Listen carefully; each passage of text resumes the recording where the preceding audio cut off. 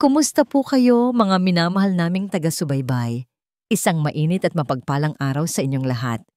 Narito na naman tayo sa ating munting tahanan ng mga kwentong pupukaw sa inyong damdamin at magpapatibok ng inyong mga puso.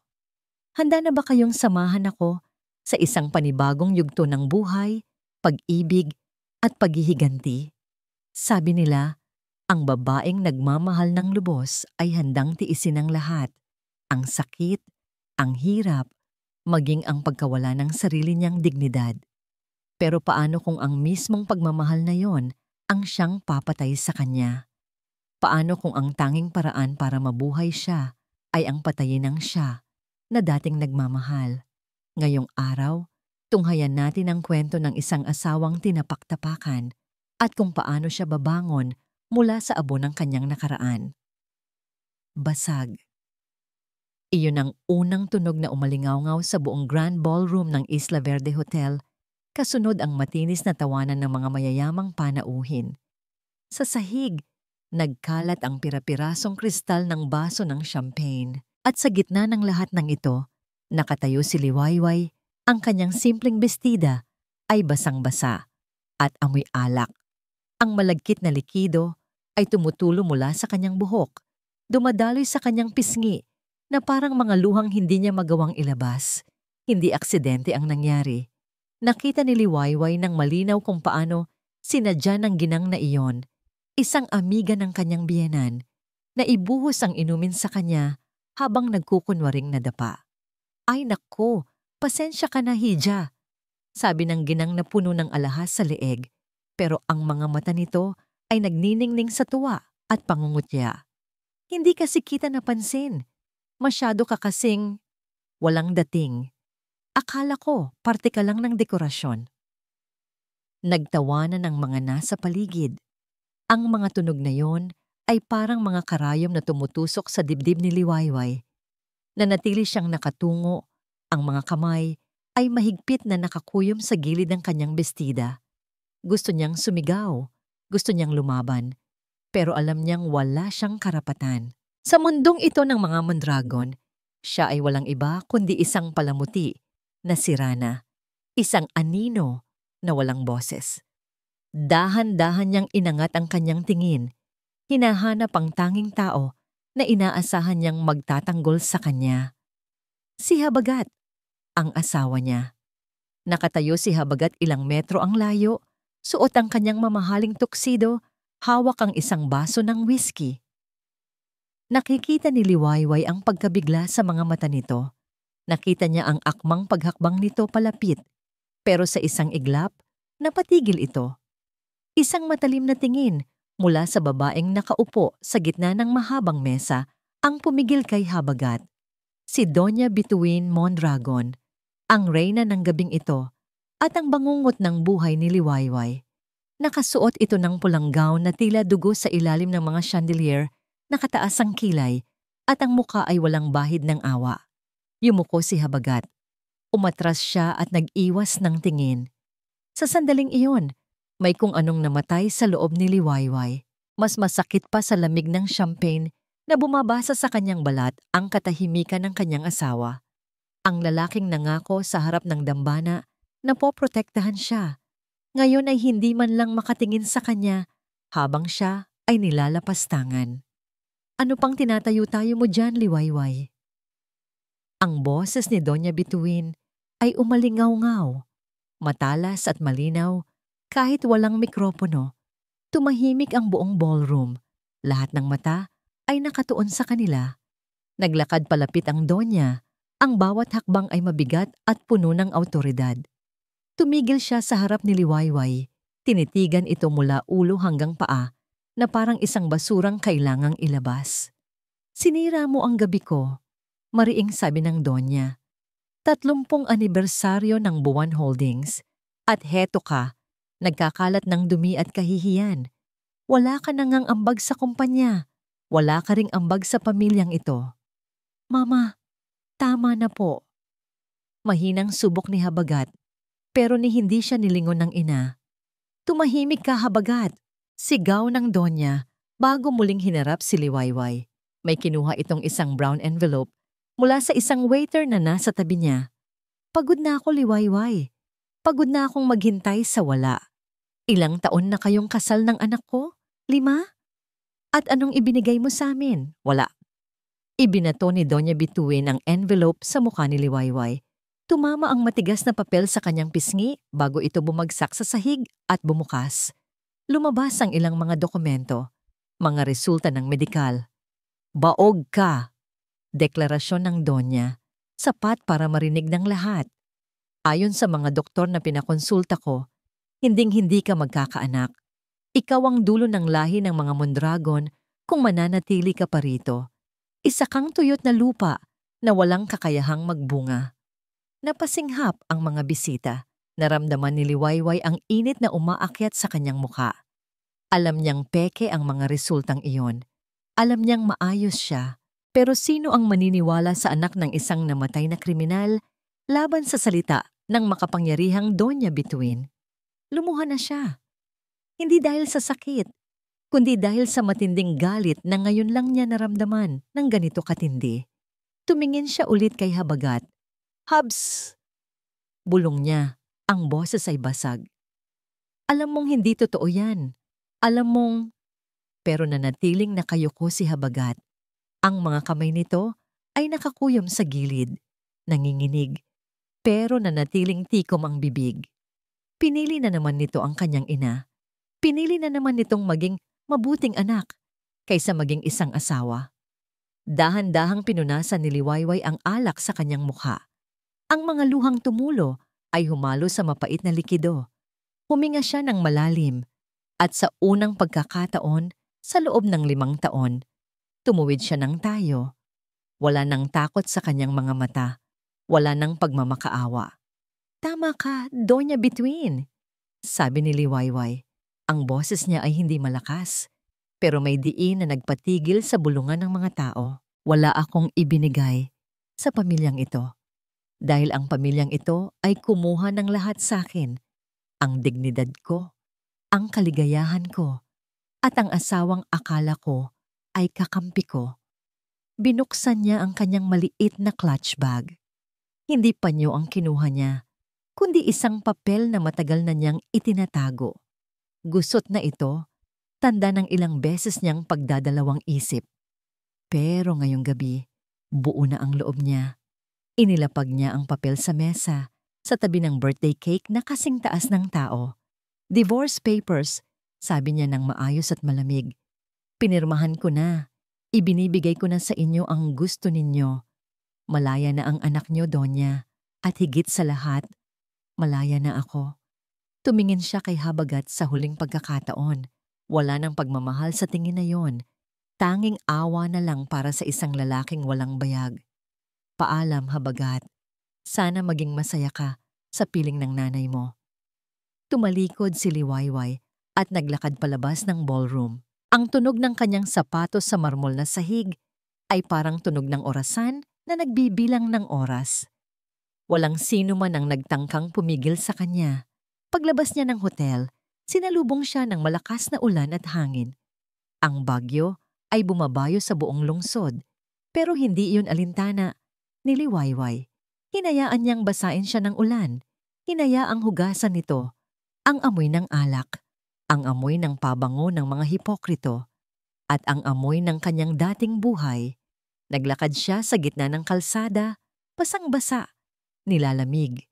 Pero ang puso niya ay nag-aapoy. Sa bawat patak ng ulan, nararamdaman niyang nababawasan ang bigat sa kanyang dibdib.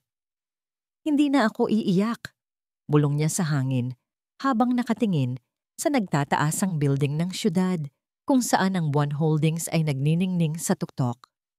Ito na ang huling luha ng aliping si Liwayway. Bukas, sisikat ang bagong araw. At sa gabing iyon, sa gitna ng unos, namatay ang dating Liwayway di Malanta Mondragon. Lumipas ang panahon. Ang mga tsismis ay humupa. Ang buhay ng mga mayayaman ay nagpatuloy na parang walang nangyari. 3 buwan ang nakalipas.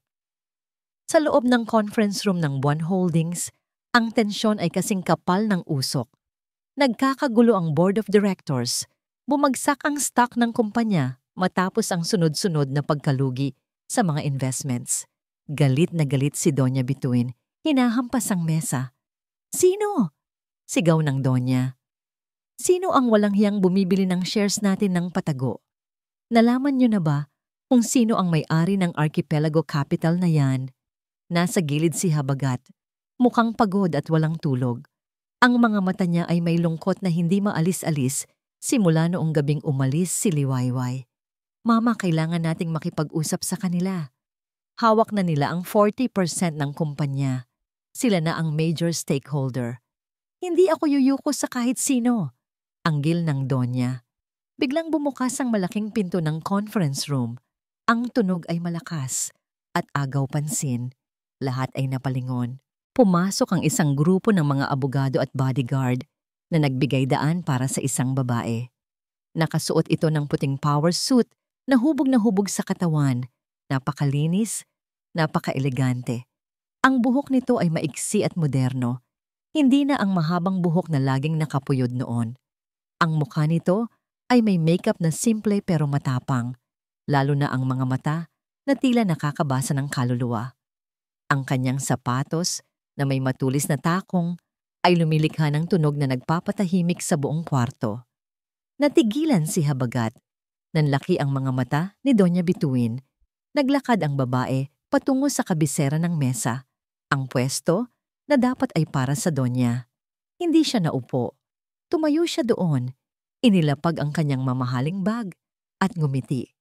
Isang ngangiti na hindi umaabot sa mata. Isang ngiti na nangangako ng giyera. Magandang umaga.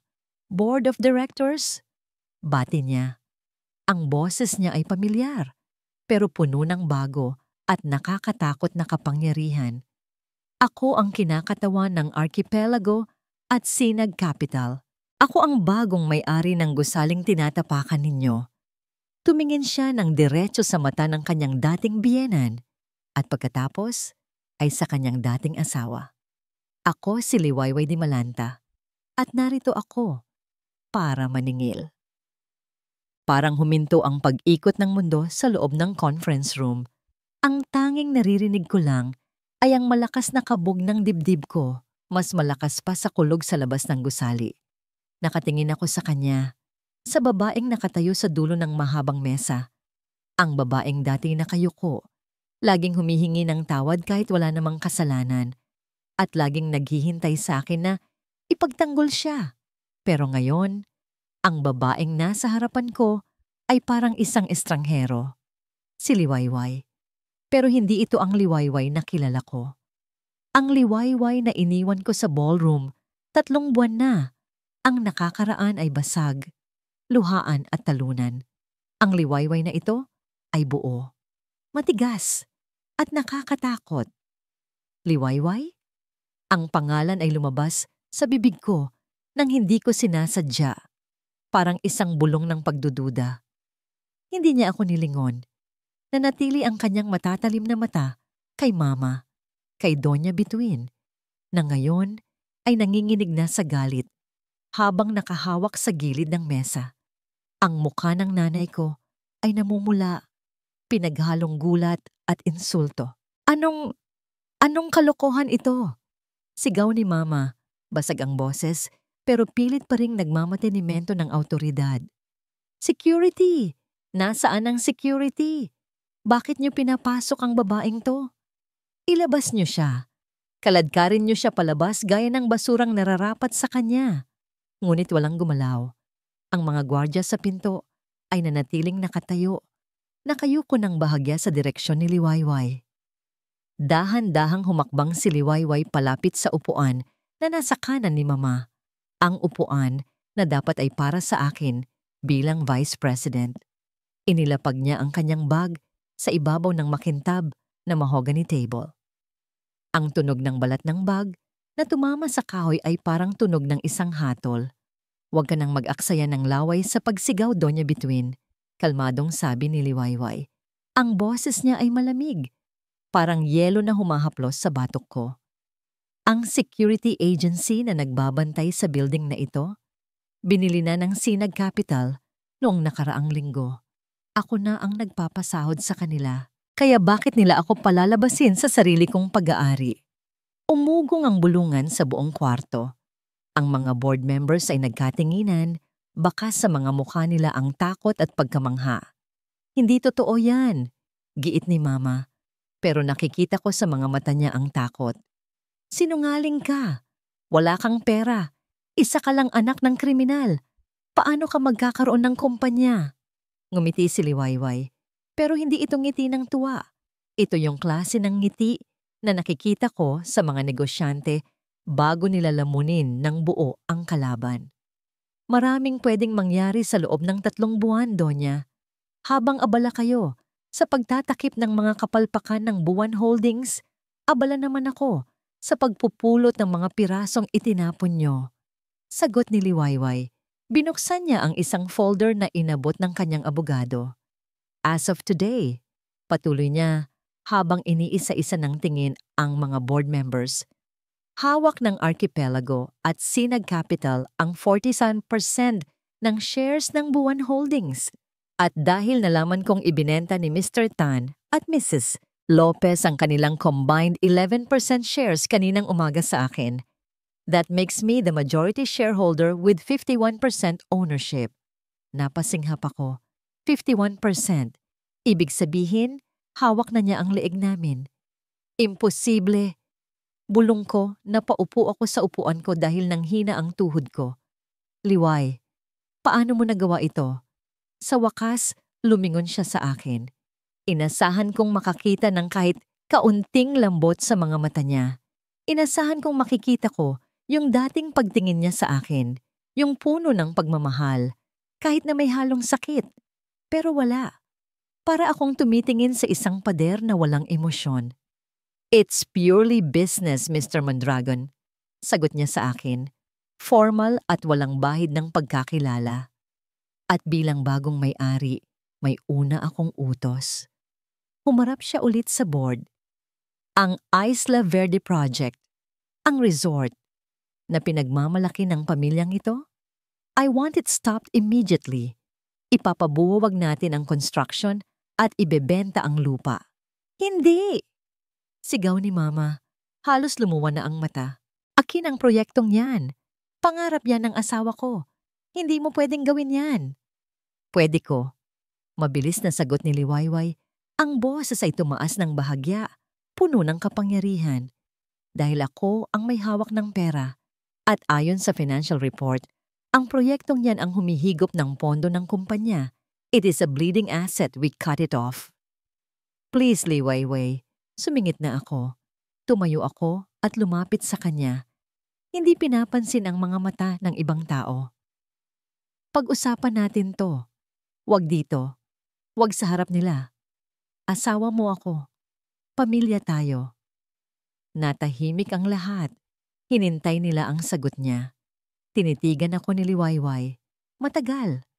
Mula sa mata, pababa sa suot kong suit, hanggang sa sapatos ko. Parang sinusuri niya kung ako ba talaga ang lalaking minahal niya noon. Pagkatapos, tumawa siya ng mahina. Isang tawa na walang saya. Pamilya? Ulit niya, na parang isang nakakadiring salita. Ang huling natatandaan ko, habagat, ang pamilya ay hindi nagtataboy ng kadugo sa gitna ng bagyo. Ang pamilya ay hindi nanonood lang habang niyuyurakan ang pagkatao ng asawa niya. Lumapit siya sa akin ng kaunti, sapat lang para maamoy ko ang pabango niya. Hindi na ito ang amoy sampagwita na gamit niya noon. Amoy ito ng mamahaling perfume, amoy ng tagumpay at distansya. Meeting adjourned, deklara niya sa lahat, bago tumalikod at naglakad palabas ng kwarto na parang siya ang reyna ng buong mundo. Hindi ako makakapayag na ganito lang matapos ang lahat. Pagkatapos ng gulo sa conference room, kung saan kinailangang alalayan ng nurse si Mama, dahil tumaas ang presyon, mabilis akong bumaba sa lobby. Alam kong hindi pa nakakalayo si Liwayway. Nakita ko siya sa labas ng building. Nakatayo siya sa ilalim ng waiting shed habang hinihintay ang kanyang sasakyan. Umuulan na naman. Parang nananadya ang tadhana, ibinabalik kami sa gabing iyon 3 buwan na ang nakakaraan. Liway! Tawag ko habang tumatakbo papalapit sa kanya. Hinarang ako ng 2 malalaking bodyguard na nakaitim na suit. Sir, bawal lumapit, matigas na sabi ng isa. Tabi, asawa ko siya. Sigaw ko, pilit na humahawi. Let him pass! Narinig kong utos ni Liwayway. Hindi siya lumingon. Nakatingin lang siya sa ulan. Lumapit ako sa kanya. Hinihingal. Ang dami kong gustong sabihin. Ang dami kong gustong itanong. Pero nang makita ko ang profile ng mukha niya, matanggos, seryoso at napakaganda, nawala lahat ng tapang ko. Liway, nagsimula ako. Ang boses ko ay halos lunurin ng ingay ng ulan. Bakit hindi ka nagparamdam? Hinanap kita. Pumunta ako sa probinsya nyo. Sa dating bahay ng tatay mo. Wala ka doon.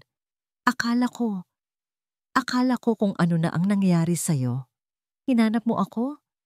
Humarap siya sa akin. Nakataas ang isang kilay.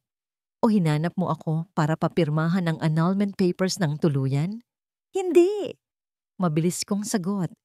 Hinawakan ko ang braso niya, pero mabilis niya itong binawi na parang napaso siya.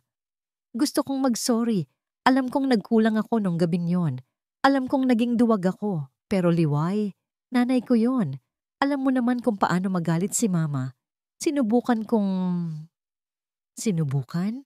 Pinutol niya ako. Ang boses niya ay hindi sumisigaw, pero ramdam ko ang bigat ng bawat salita. 5 taon habagat. 5 taon kitang inintindi. 5 taon akong nagbulag-bulagan na balang araw, pipiliin mo naman ako. Na balang araw, ipagtatanggol mo naman ako. Pero noong gabing yon, noong tinawag akong baog ng nanay mo, noong pinalayas niya ako, anong ginawa mo? Yumuko ka lang. Natakot ako. Pag-amin ko, yumuko ako sa hiya. Natakot ako na baka tanggalan ako ng mana, na baka itakwil ako. At alam kong mali iyon. Kaya nandito ako ngayon. Bumalik ka na, Liway. Aayusin natin to. Kakausapin ko si mama. Ibabalik natin ang dati. Tumawa siya ulit. Pero ngayon, may halong lungkot na ang tawa niya.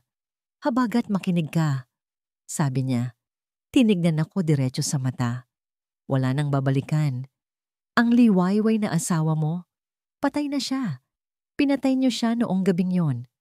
Dumating ang isang itim na luxury car at huminto sa tapat namin.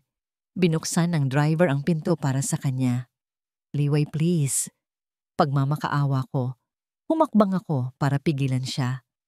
Kung hindi dahil sa akin, gawin mo to para sa kumpanya. Para sa alaala ng tatay mo. Di ba sabi mo, gusto mong maging proud siya sa'yo? Hindi ito ang gusto niya, ang maging mapaghiganti ka. Natigilan si Liwayway. Ang kamay niya ay nakahawak na sa pinto ng kotse, pero huminto siya nang marinig ang tungkol sa tatay niya. Dahan-dahan siyang lumingon sa akin. Ang ekspresyon niya ay nagbago. Mula sa pagiging malamig, naging madilim ito. Isang dilim na hindi ko pa nakikita sa kanya noon. Lumapit siya sa akin. Sobrang lapit na naramdaman ko ang init ng hininga niya sa tenga ko. Wag na wag mong babanggitin ang tatay ko, habagat. Madiin niyang bulong. Ang boses niya ay parang kalawang na humahaplos sa bakal. Malamig, magaspang, at puno ng lason. Dahil ang pagbabalik ko ay hindi para sa kakarampot na mana o para sa pesteng pagmamahal na yan. Nandito ako para sa hustisya. Napakunot ang noo ko. Bumilis ang tibok ng puso ko, hindi dahil sa kilig, kundi dahil sa kaba. Hustisya, anong sinasabi mo? Aksidente ang pagkalugi ng tatay mo. At ang pagkamatay niya, alam nating lahat na nagpakamatay siya? Putol ni Liwayway sa akin. Umatras siya ng kaunti para tignan ako sa mata. Ang mga mata niya ay nanlilisik. Parang may apoy na nagngangalit sa likod ng maitim na iris. Iyan ang pinalabas niyo sa balita.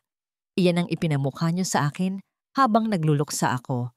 Pero habagat, magtapat ka nga sa akin. Hinawakan niya ang kwelyo ng suit ko. Mahigpit.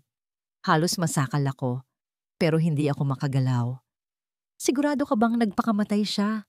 O baka naman, pinatay siya ng ambisyon ng pamilya mo? Parang binuhusan ako ng malamig na tubig. Baliw ka na, Liway. Tinulungan pa nga ni Mama ang pamilya niyo sa burol. Bayad pinsala. Dura niya sa mga salitang yon. Binitawan niya ako ng padarag na parang nandidiri siya sa pagdikit ng balat niya sa akin. Huwag kang mag-alala. Hindi ko kailangan ng sagot mo ngayon. Hayaan mong ang konsensya mo, kung meron ka pa niyan, ang magmulto sa'yo. Sumakay na siya sa loob ng kotse. Ang tunog ng pagsara ng pinto ay parang tunog ng baril. Let's go! Utos niya sa driver ni hindi na ako nilingon. Dahan-dahang umandar ang itim na sasakyan, tinatahak ang basang kalsada papalayo sa akin.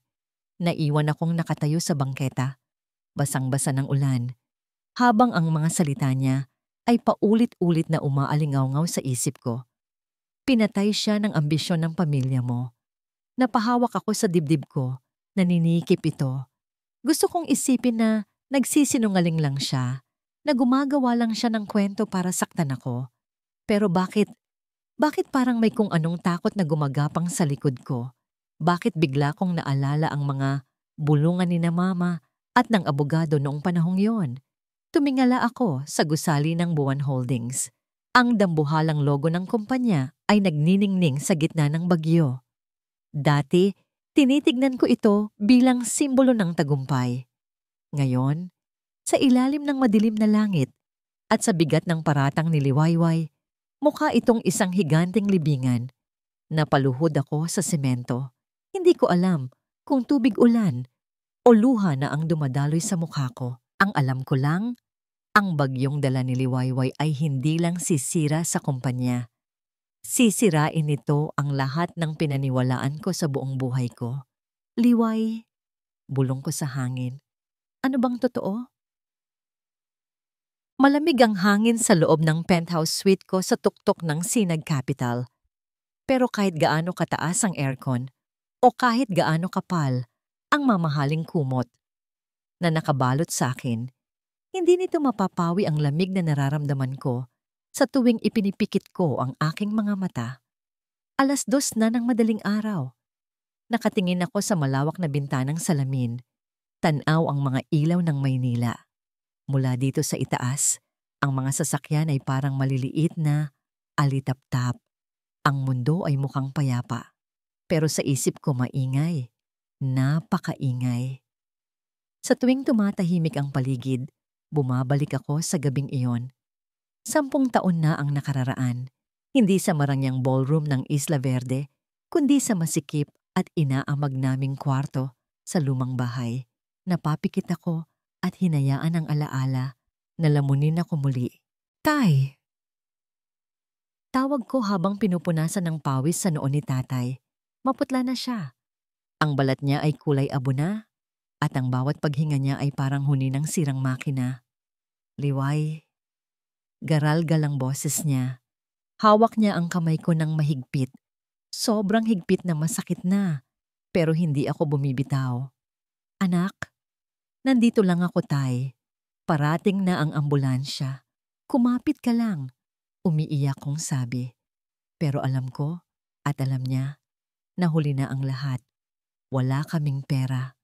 Ang mga gamot na iniinom niya nitong mga nakaraang buwan ay hindi tumatalab. Sa halip na lumakas, lalo lang siyang nanghina. Bumuka ang bibig ni tatay, pilit na humahabol ng hangin. Nanlalaki ang mga mata niya, puno ng takot na hindi ko maintindihan noon. Ang bituin, bulong niya. Napakunot ang noo ko habang tumutulo ang luha. Po, anong bituin, tay? Mag-ingat ka. Sa bituin. Hirap na hirap niyang bigkasin ang mga salita. Nilason nila ang pangarap ko. Nilason nila ako. Tay, sinong sila?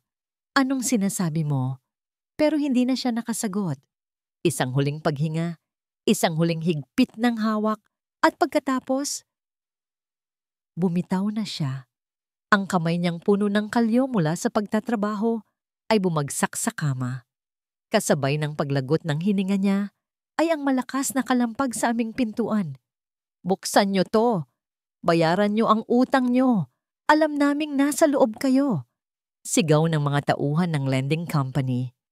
Niyakap ko ang bangkay ng tatay ko habang kinakalampag ng mga demonyo ang pinto ng bahay namin. Iyon ang huling imahe ng pamilya ko. Kamatayan sa loob, karahasan sa labas. Napahugot ako ng malalim na hininga at idinilat ang aking mga mata. Basag ang katahimikan ng opisina dahil sa tunog ng intercom. "Ma'am Liway?" Boses ito ni Diwa, ang aking pinagkakatiwalaang executive assistant. Pinunasan ko muna ang pisngi ko bago sumagot. Ang boses ko ay matatag na ulit. Wala nang bakas ng yak. "Yes, Diwa? Bakit gising ka pa?" "Sorry sa abala, ma'am, pero may dumating na package sa lobby. Priority delivery daw. Walang return address, pero nakalagay na urgent at para sa mga mata mo lang daw." Kumabog ang dibdib ko. "Dalhin mo rito?" "Ngayon na." Ilang minuto lang, pumasok si Diwa dala ang isang brown envelope na mukhang luma at nalipasan na ng panahon. Amoy lumang papel at alikabok. Pagkaalis ni Diwa, agad ko itong nilapitan. Ang kamay ko ay nanginginig habang hinahawakan ito. May kung anong bigat ang envelope na ito. Parang may kaluluwang nakakulong sa loob. Dahan-dahan ko itong binuksan. Isang notebook.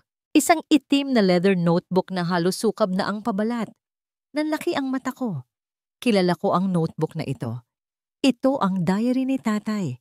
Ang nawawalang diary na hinahanap ko simula noong mamatay siya.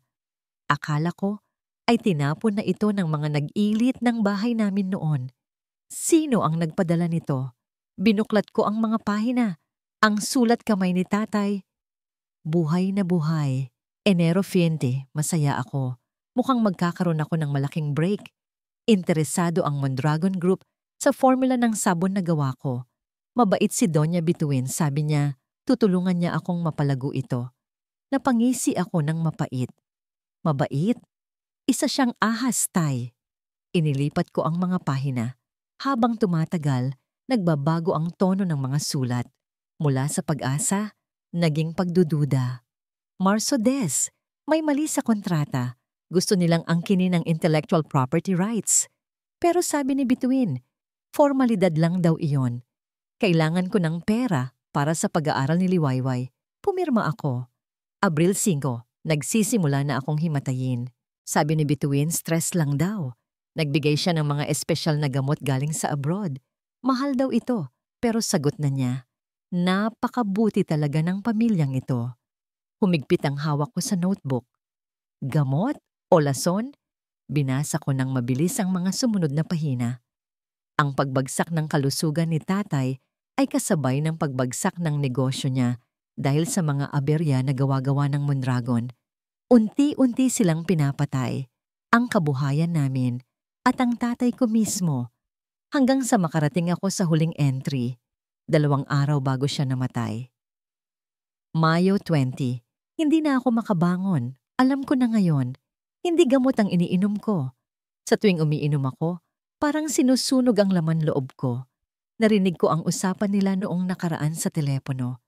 Gusto nilang mawala ako para makuha nila ng buo ang formula ng walang kahati. Pero ang masakit, hindi si Bituin ang nag-aabot sa akin ng huling bote. Ginamit nila ang batang manliligaw ni Liwayway para hindi ako magduda. Huminto ang mundo ko. Binasa ko ulit.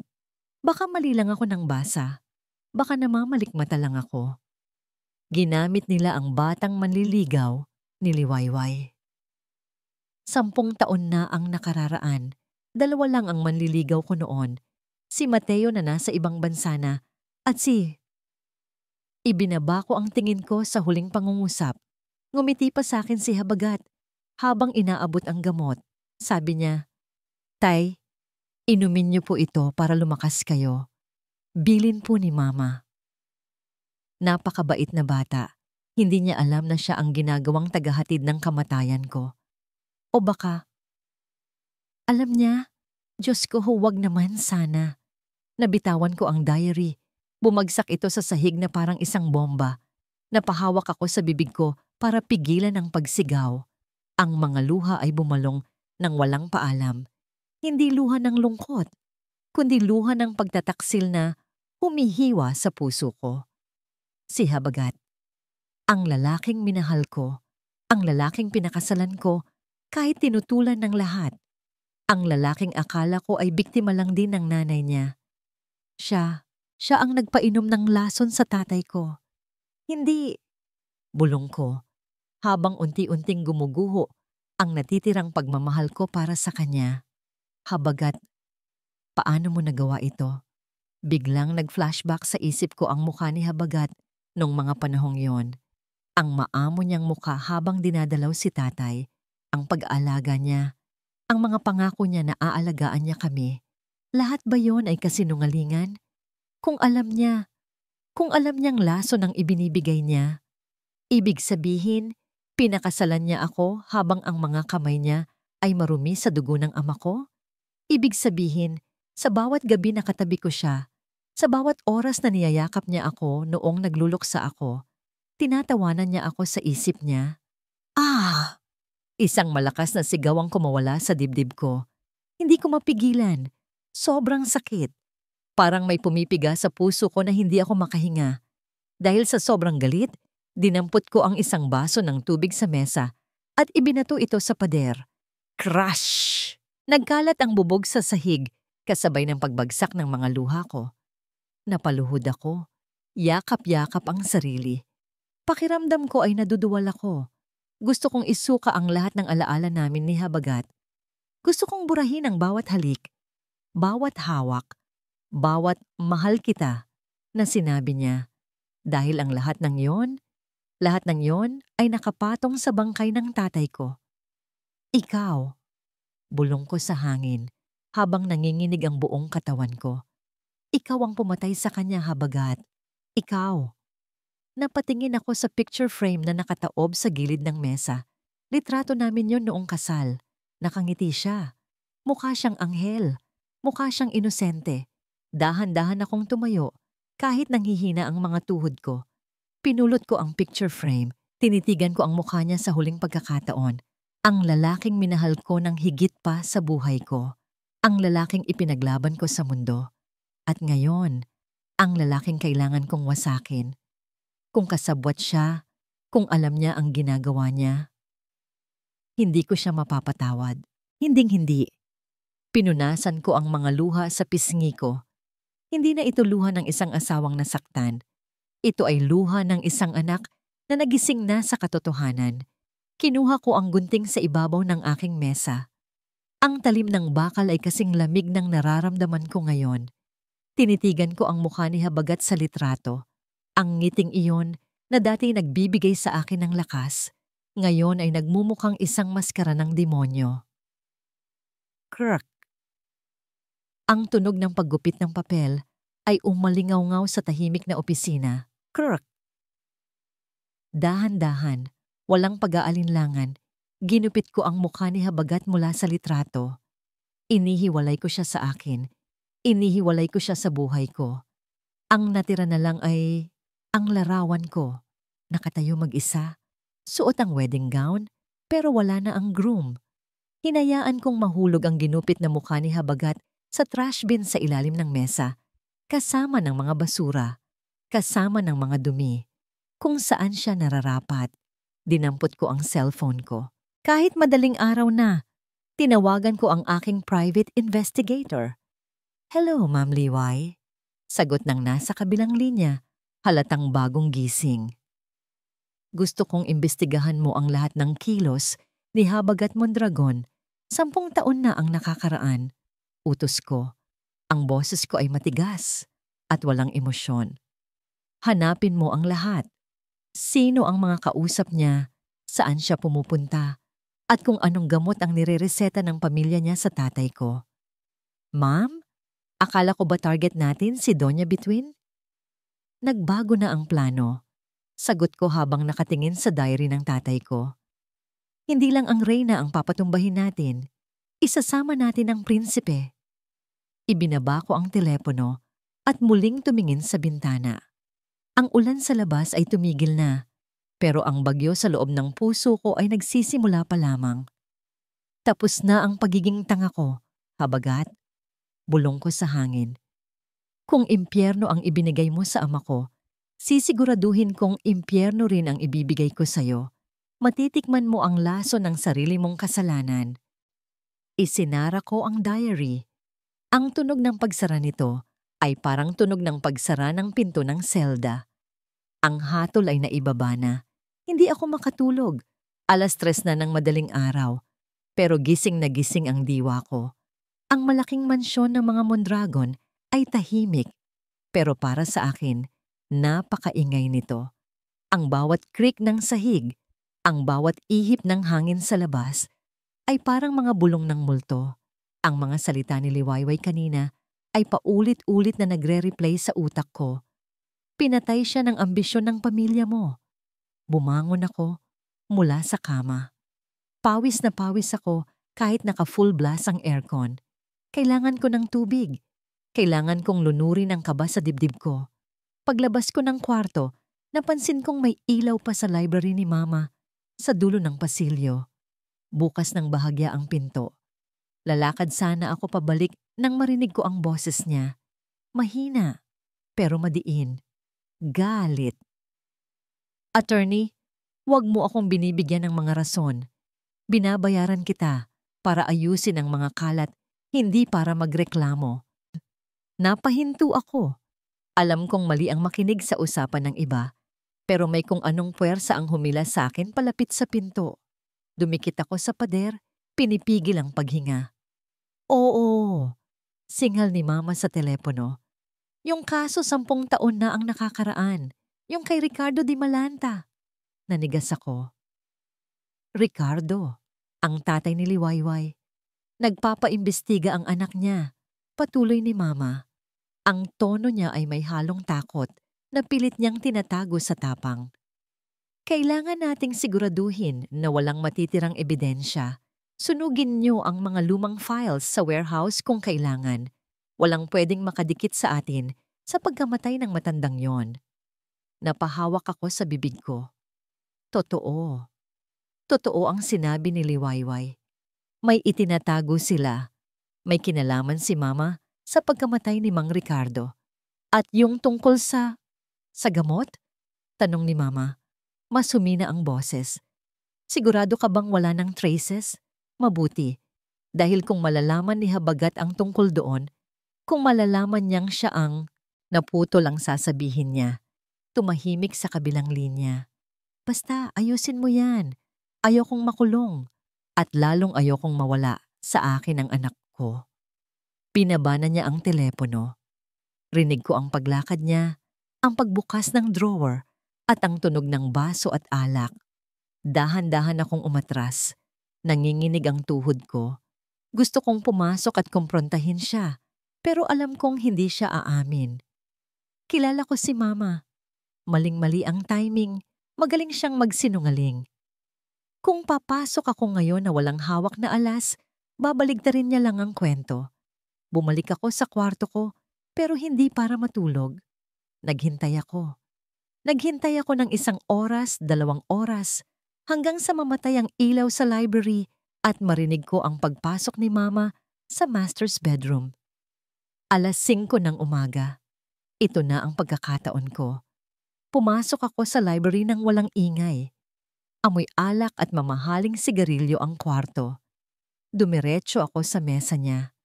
Nakalak ang mga drawers, pero alam ko kung saan niya tinatago ang spare key. Nung bata ako, nakita ko kung saan niya inilalagay ito. Sa loob ng hollow base ng isang antigong estatwa ng kabayo sa estante. Kinapa ko ito.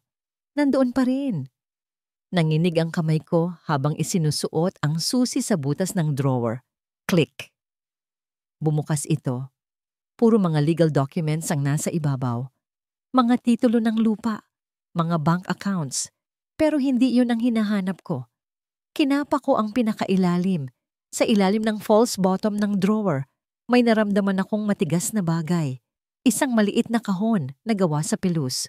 Binuksan ko ito. Sa loob, may isang maliit na bote ng gamot. Walang label, walang pangalan. Kalahati na lang ang laman ng likido sa loob. Kulay dark brown ito at amoy mapait na herbal. Biglang kumirot ang ulo ko.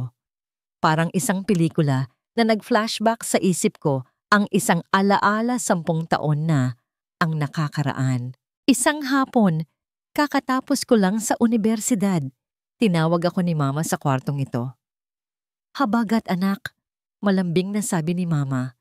Inabot niya sa akin ang isang bote. Ang boteng ito mismo. Pupunta ka ba kina Liwayway ngayon? Opo, Ma. Dadalawin ko po si Mang Ricardo. Mabuti. Pakidala mo ito sa kanya. Espesyal na vitamins yan galing sa kaibigan kong doktor sa Germany. Mahal yan, pero para sa future father-in-law mo, sagot ko na. Sabihin mo, inumin niya yan gabi-gabi para lumakas ang puso niya. Ngumiti ako ng malapad. Proud na proud ako sa nanay ko. Ang bait niyo talaga, Ma. Salamat po. Matutuwa si Liwayway nito. Pumunta ako sa bahay ni Naliway. Nakahiga si Mang Ricardo, payat na payat. Inabot ko sa kanya ang gamot ng buong pagmamalaki. Tay, inumin niyo po ito. Sabi ko habang pinapainom siya sa kutsara. Bigay ni Mama. Pampalakas po yan. Tiningnan ako ni Mang Ricardo nang may tiwala. Ininom niya ang gamot kahit napangiwi siya sa pait. Salamat, Hiho. Napakabuti mong bata. Nabitawan ko ang bote sa ibabaw ng mesa. Diyos ko! Napahawak ako sa buhok ko.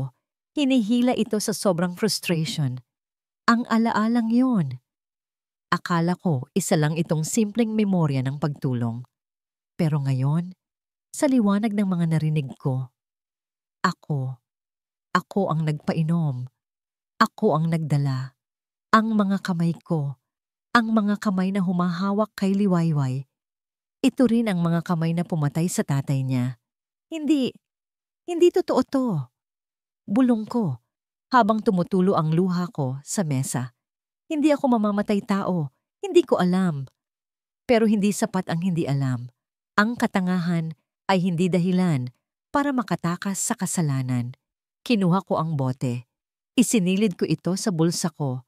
Kailangan ko ng pruweba. Kailangan kong malaman kung ano talaga ang laman nito. Lumabas ako ng bahay bago pa magising ang mga katulong. Nagmaneho ako nang mabilis papunta sa isang private laboratory na pag-aari ng kaibigan ko noong college. Habagat! Ang aga pa ah!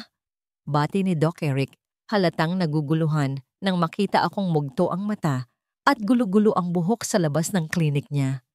Eric, tulungan mo ako. Pakiusap ko, halos lumuhod na ako. Inabot ko ang bote. Itest mo to. Ngayon din, sabihin mo sa akin kung anong laman yan. Please, buhay ko ang nakasalalay dito. Nakita ni Eric ang desperasyon sa mukha ko. Hindi na siya nagtanong. Kinuha niya ang bote at pumasok sa lab. Ang mga sumunod na oras ay ang pinakamahabang oras sa buhay ko. Nagpalakad-lakad ako sa hallway. Uminom ako ng kape pero hindi ko malasahan. Bawat minuto, parang 1 taon. Iniisip ko si Liwayway, ang galit sa mga mata niya. Kaya pala ganoon na lang ang puot niya. Kung tama ang hinala ko, hindi lang ako basta masamang asawa. Ako ang halimaw sa kwento niya. Bumukas ang pinto ng lab. Lumabas si Eric, hawak ang isang papel. Ang mukha niya ay seryoso. Maputla. Hubs! Panimula niya. Ano yan, Eric? Vitamins ba? Herbal supplement? Tanong ko, umaasa sa isang himala. Umaasa na sana mali ako. Sana praning lang ako. Umiling si Eric. Ibinigay niya sa akin ang papel. Hubs, saan mo nakuha to? Ito ay Digitalis purpurea extract. Pero sobrang concentrated. Sa tamang dosage, gamot ito sa puso. Pero sa ganitong tapang, tumingin siya sa akin ng may awa. Ito ay lason. Kayang-kayang nitong patigilin ang puso ng isang tao sa loob ng ilang linggong pag-inom na magmumukhang natural heart failure. It mimics a heart attack, Habs. It's a silent killer. Bumagsak ang mundo ko. Napaupo ako sa malamig na sahig ng klinik. Ang papel sa kamay ko ay parang naging tingga sa bigat. Silent killer. At ako ang delivery boy ng kamatayan. Naalala ko ang huling gabi bago mamatay si Mang Ricardo. Masaya pa ako noon habang pinapainom siya. "Salamat, Hijo," sabi niya. Nagpasalamat pa siya sa akin habang pinapatay ko siya. "Wah!" Sumigaw ako. Isang sigaw na galing sa kaibuturan ng kaluluwa ko. Wala akong pakialam kung may makarinig. Wala akong pakialam kung mukha akong baliw. Ang sakit. Sobrang sakit. Niloko ako ng sarili kong ina. Ginawa niya akong kasangkapan para pumatay ng tao. Ang tatay pa ng babaeng pinakamamahal ko. Paano ako haharap kay Liwayway ngayon? Paano ko sasabihing, mahal kita, kung ang mga labi ko ay puno ng kasinungalingan at ang mga kamay ko ay may bahid ng dugo? Tumunog ang cellphone ko. Isang text message galing kay Mama. "Saan ka nagpunta? Umuwi ka na. May meeting tayo sa mga lawyers para durugin ang asawa mo." Napatingin ako sa screen. Ang pangalang Mama, na dati nagbibigay sa akin ng comfort, ngayon ay nagbibigay na ng kilabot. Tumayo ako. Pinunasan ko ang luha ko, pero hindi ang galit. Hindi ang puot. Tapos na ang pagiging mabuting anak. Tapos na ang pagiging sunod-sunuran. Hawak ko na ang katotohanan. Mapait, nakakamantal, nakakamatay. Pero ito ang katotohanang magpapalaya o wawasak sa aming lahat. "Papatunayan ko sa iyo, Liway," bulong ko habang mahigpit na hawak ang resulta ng test. Hindi ko ginusto ito at sisingilin ko ang may utang. Sumakay ako sa kotse at pinaharurot ito. Hindi pa uwi sa mansyon, kundi papunta sa lugar kung saan nagsimula ang lahat. Sa sementeryo kung saan nakalibing si Ricardo Di Malanta. Dahil bago ko harapin ang demonyo, kailangan ko munang humingi ng tawad sa anghel na pinatay ko. Nakakabulag. Sunod-sunod na flash ng kamera ang sumalubong sa akin paglabas ko ng Sinag Capitol Building. Ang ingay ng mga reporter ay parang mga bubuyog na nagkakagulo. Dati, takot ako sa ganito. Dati, nagtatago ako sa likod ni Habagat kapag may kamera. Pero ngayon, ako na ang apoy na lumalamon sa lente nila. "Miss Di Malanta, Miss Di Malanta, totoo po ba ang balitang isasampa niyo na ang kasong estafa laban sa Buwan Holdings? Ma'am, ano ang reaksyon niyo sa pagbagsak ng stocks ng pamilya ng asawa niyo?" Huminto ako sa gitna ng podium na inihanda namin. Suot ko ang isang itim na dress, kulay ng pagluluksa, kulay ng paghihiganti. Tumingin ako sa mga kamera ng diretsyo. Walang-walang ngiti. Walang awa. "Hindi lang estafa," sagot ko. Ang boses ko ay malinaw at matalim. May mas malalim pang baho ang itinatago ng pamilya Mondragon. Ang yaman nila ay nakatayo sa ibabaw ng mga bangkay ng mga taong niloko nila at sisiguraduhin kong pagbabayaran nila ang bawat sentimo at bawat patak ng dugo. Nagkaroon ng bulungan sa mga press. Ito ang gusto ko. Ang sirain ang pangalan nila bago ko pa man sila ipakulong. Public trial. Hahayaan kong ang taong bayan ang humusga sa kanila. Biglang nahawi ang dagat ng mga reporter. Mula sa gilid, dumating ang isang pamilyar na sasakyan. Ang kotse ni Habagat. Pero hindi ito kintab at makinis gaya ng dati. May mga gasgas ito sa gilid at parang galing sa isang karera. Bumukas ang pinto at lumabas siya. Natigilan ako. Ito ba si Habagat? Ang laging malinis at disenteng prinsipe ng Mondragon? Gulo-gulo ang buhok niya. Ang polo niya ay gusot at nakabukas ang ilang butones. Mugto ang mga mata niya at may bahid ng putik ang sapatos niya. Para siyang isang taong tumakbo mula sa impyerno. Agad siyang dinumog ng mga reporter. "Mr. Mondragon, ano ang masasabi niyo sa paratang ng asawa niyo?" "Sir, totoo bang murderer ang pamilya niyo?" Hindi siya sumasagot. Tinutulak niya lang ang mga microphone palayo. Ang mga mata niya, nakapako lang sa akin, diretso sa akin. Naramdaman ko ang pag-init ng dugo ko, ang kapal ng mukha niya. Pagkatapos kong malaman na siya ang nag-abot ng lason kay tatay, may lakas pa siya ng loob na magpakita sa akin? Let him through. Utos ko sa mga security ko. Gusto ko siyang makalapit.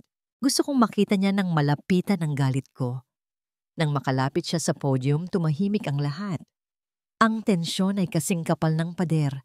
Hinihintay ng lahat ang susunod na mangyayari. Live ito sa telebisyon. Buong Pilipinas ang nanonood. Liway. Paos ang boses niya. Parang basag na salamin. Huwag mo akong tawaging Liway. Sagot ko ng mahina, pero dinig ng mic. Para sa'yo. Ako si Miss Dimalanta. Ang babaeng wawasak sa inyo. Kailangan nating mag-usap. Pagmamakaawa niya. Humakbang siya palapit. Akmang hahawakan ng kamay ko. Nang makita ko ang kamay niya, ang kamay na nagpainom ng lason sa tatay ko, nagdilim ang paningin ko. Ang lahat ng sakit, ang 10 taong pangungulila, ang imahe ng tatay kong naghihingalo. Lahat yon ay sumabog sa dibdib ko. Paak! Isang malakas na sampalang dumapo sa pisngi ni Habagat. Napasinghap ang mga reporter. Ang tunog ng sampal ay umalingaw-ngaw sa katahimikan. Napabaling ang mukha ni Habagat sa lakas ng impact. Namula agad ang pisngi niya. Pero hindi siya gumanti. Hindi siya nagalit. Dahan-dahan lang niyang ibinalik ang tingin sa akin. At ang nakita ko sa mga mata niya ay hindi galit, kundi lungkot. Sobrang lalim na lungkot. Mamamatay tao ka. Sigaw ko. Nanginginig ang buong katawan ko habang tinuturo siya. Tumulo na ang luha ko. Hindi ko na mapigilan. Akala ko kakampi kita. Akala ko mahal mo ako. Yun pala. Ikaw ang ahas na tumuklaw sa pamilya ko. Ang kapal ng mukha mong humarap sa akin. Patuloy ang pag-flash ng mga kamera. Bawat segundo ay nakarecord. Bawat salita ko ay naka-livestream sa buong bansa. Sumagot ka. Sigaw ko ulit. Hinampas ko ang dibdib niya gamit ang kamao ko. Mahina lang yon kumpara sa galit ko. Pero parang tinanggap niya ang bawat suntok bilang parusa. Bakit hindi ka lumalaban? Bakit hindi mo ako sinasagot gaya ng pagtatanggol mo sa nanay mo noon? Dahil totoo, di ba? Totoo. Sa wakas, nagsalita siya. Totoo. Bulong niya. Napasinghap ang mga reporter. Tumahimik ang paligid. Ang tanging naririnig ay ang mabibigat na hininga ko at ang pag-click ng mga shutter ng kamera. Inaamin mo? Nanginginig kong tanong. Parang piniga ang puso ko, kahit alam ko na masakit pa ring marinig mula sa bibig niya. Inaamin mong pinatay mo siya? Tumingin si Habagat sa akin. Ang mga luha ay umaagos sa pisngi niya, humahalo sa dumi at pawis sa mukha niya. Inaamin kong ako ang nag-abot. Garalgal niyang sagot. Inaamin kong naging instrumento ako, pero Liway, maniwala ka. Humakbang siya palapit, akmang hahawakan ako, pero umatras ako na parang may nakakahawang sakit siya. Huwag mo akong hawakan.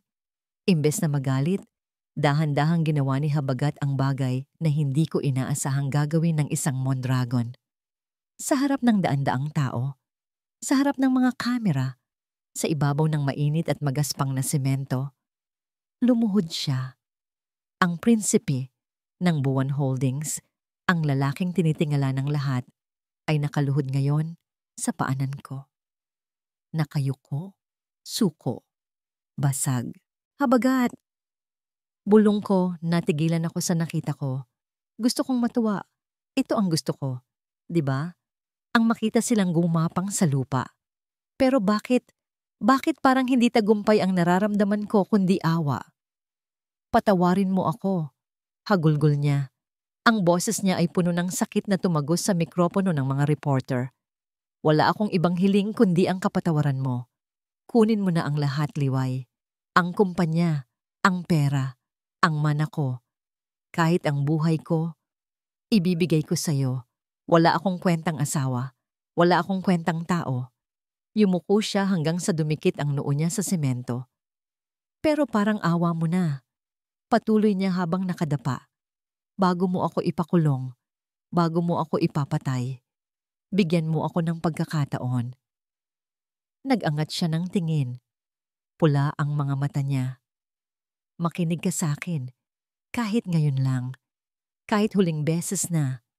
May kailangan kang malaman tungkol sa totoong nangyari. Tungkol sa nanay ko. Natahimik ako. Ang banggitin niya ang nanay niya sa ganitong sitwasyon. Ibig sabihin ba nito ay handa na siyang ilaglag ang sarili niyang ina? Nagkatinginan kami. Sa likod ng galit ko, nakita ko ang isang lalaking desperado. Hindi siya nagsisinungaling. Ramdam ko yon. Tumingin ako sa mga reporter. Pinagpipistahan nila ang breakdown ni Habagat. Cut the feed! Sigaw ko sa mga cameraman. Patayin niyo ang mga kamera. Tapos na ang show. Agad namang kumilos ang mga security ko para harangan ang mga lente. Bumaling ako kay Habagat na nakaluhod pa rin. Tumayo ka dyan. Malamig kong utos. Sumunod ka sa akin sa opisina. Pero binabalaan kita, Habagat. Kapag nalaman kong niloloko mo lang ako ulit, ako mismo ang tatapos sa'yo. Tahimik. Napakatahimik sa loob ng opisina ni Liwayway. Ang tanging naririnig ko lang ay ang tunog ng aircon at ang mabibigat na paghinga namin pareho. Nasa labas ang mga reporter, nasa labas ang gulo. Pero dito sa loob, parang nasa gitna kami ng mata ng bagyo. Nakaupo si Liwayway sa kanyang swivel chair, nakatalikod sa akin, nakatingin sa malawak na bintana.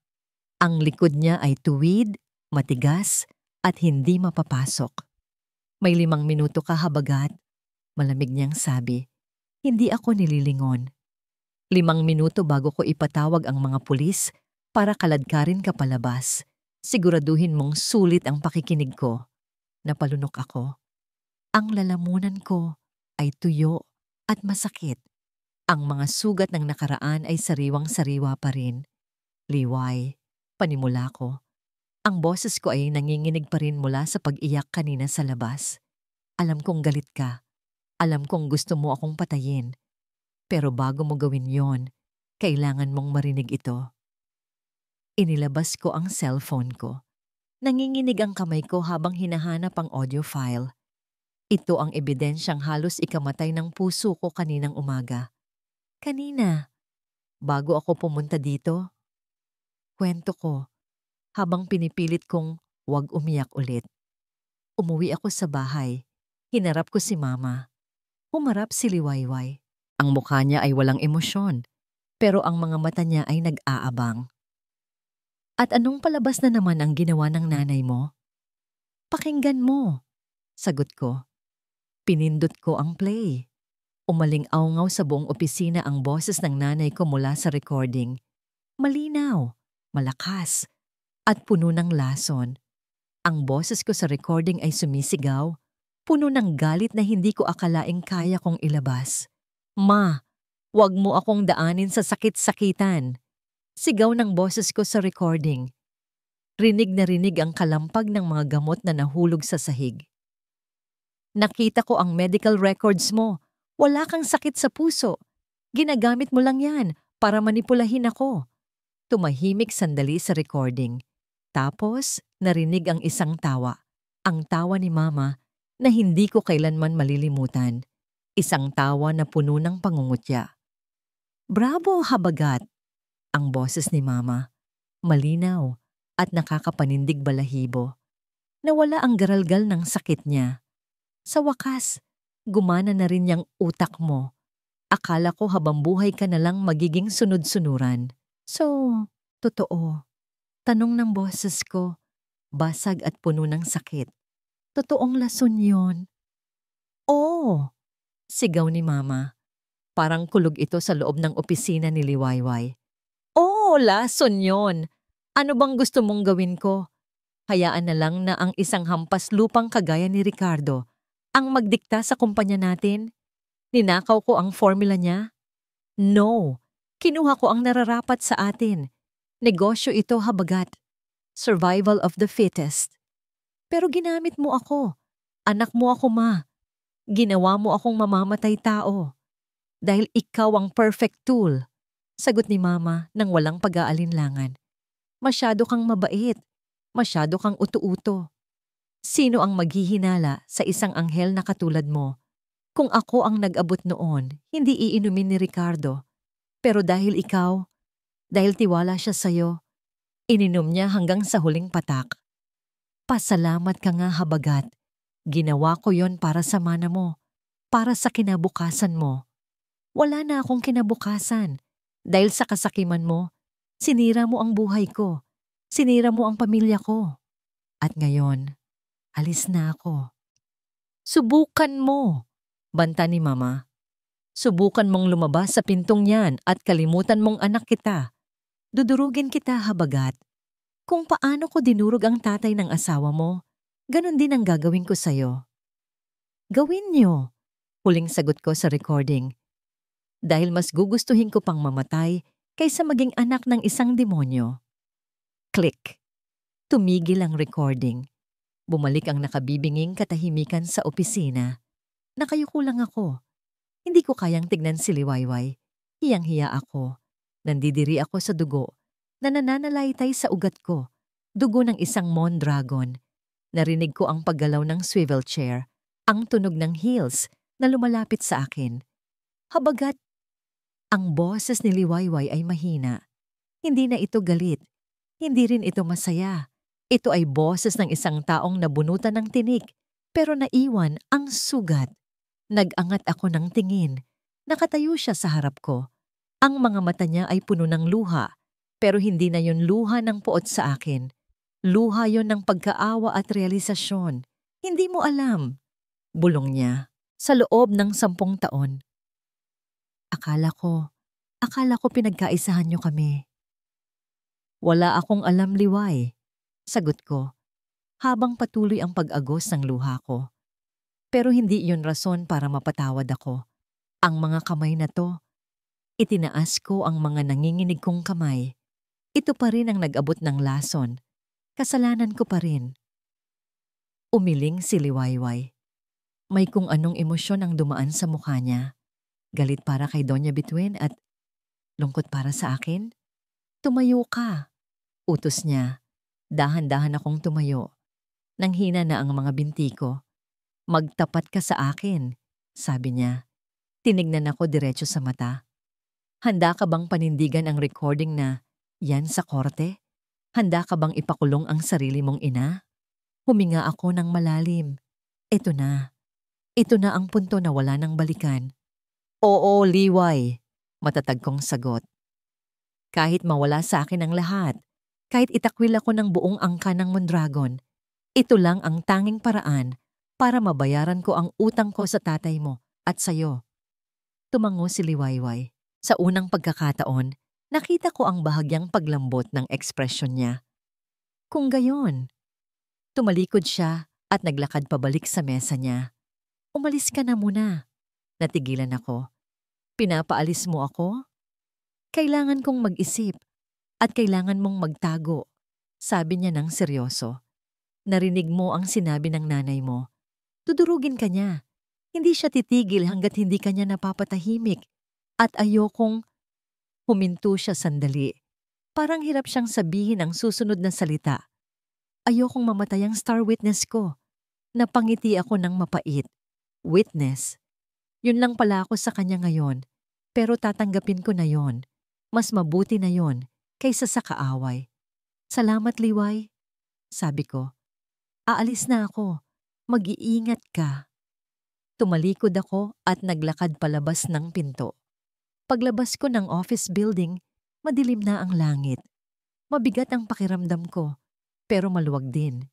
Sa wakas, nasa panig na ako ng katotohanan. Naglakad ako papunta sa kotse ko na nakaparada sa VIP slot sa harap ng building. Ang mga reporter ay wala na. Pinaalis na siguro ng security. Tahimik ang paligid. Binuksan ko ang pinto ng kotse. Sumakay ako at isinara ito. Isinuksok ko ang susi sa ignition. Pipihitin ko na sana ang susi nang mapansin ko ang isang maliit na bagay sa passenger seat. Isang teddy bear. Luma na ito. Ito yung niregalo ko kay Liwayway nung first anniversary namin na siguro ay naiwan niya o itinapon niya at napulot ng kung sino. Napangiti ako. Kukunin ko sana ang teddy bear nang biglang trrrt, trrrt.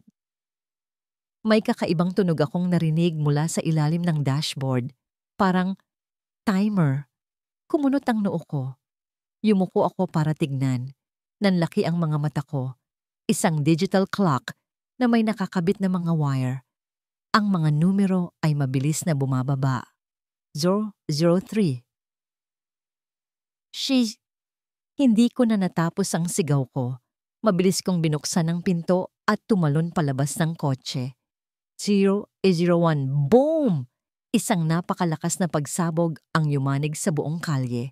Ang kotse ko ay naging isang bolang apoy na lumamon sa kadiliman ng gabi. Ang impact ng pagsabog ay nagpatalsik sa akin ng ilang metro. Tumama ang likod ko sa semento.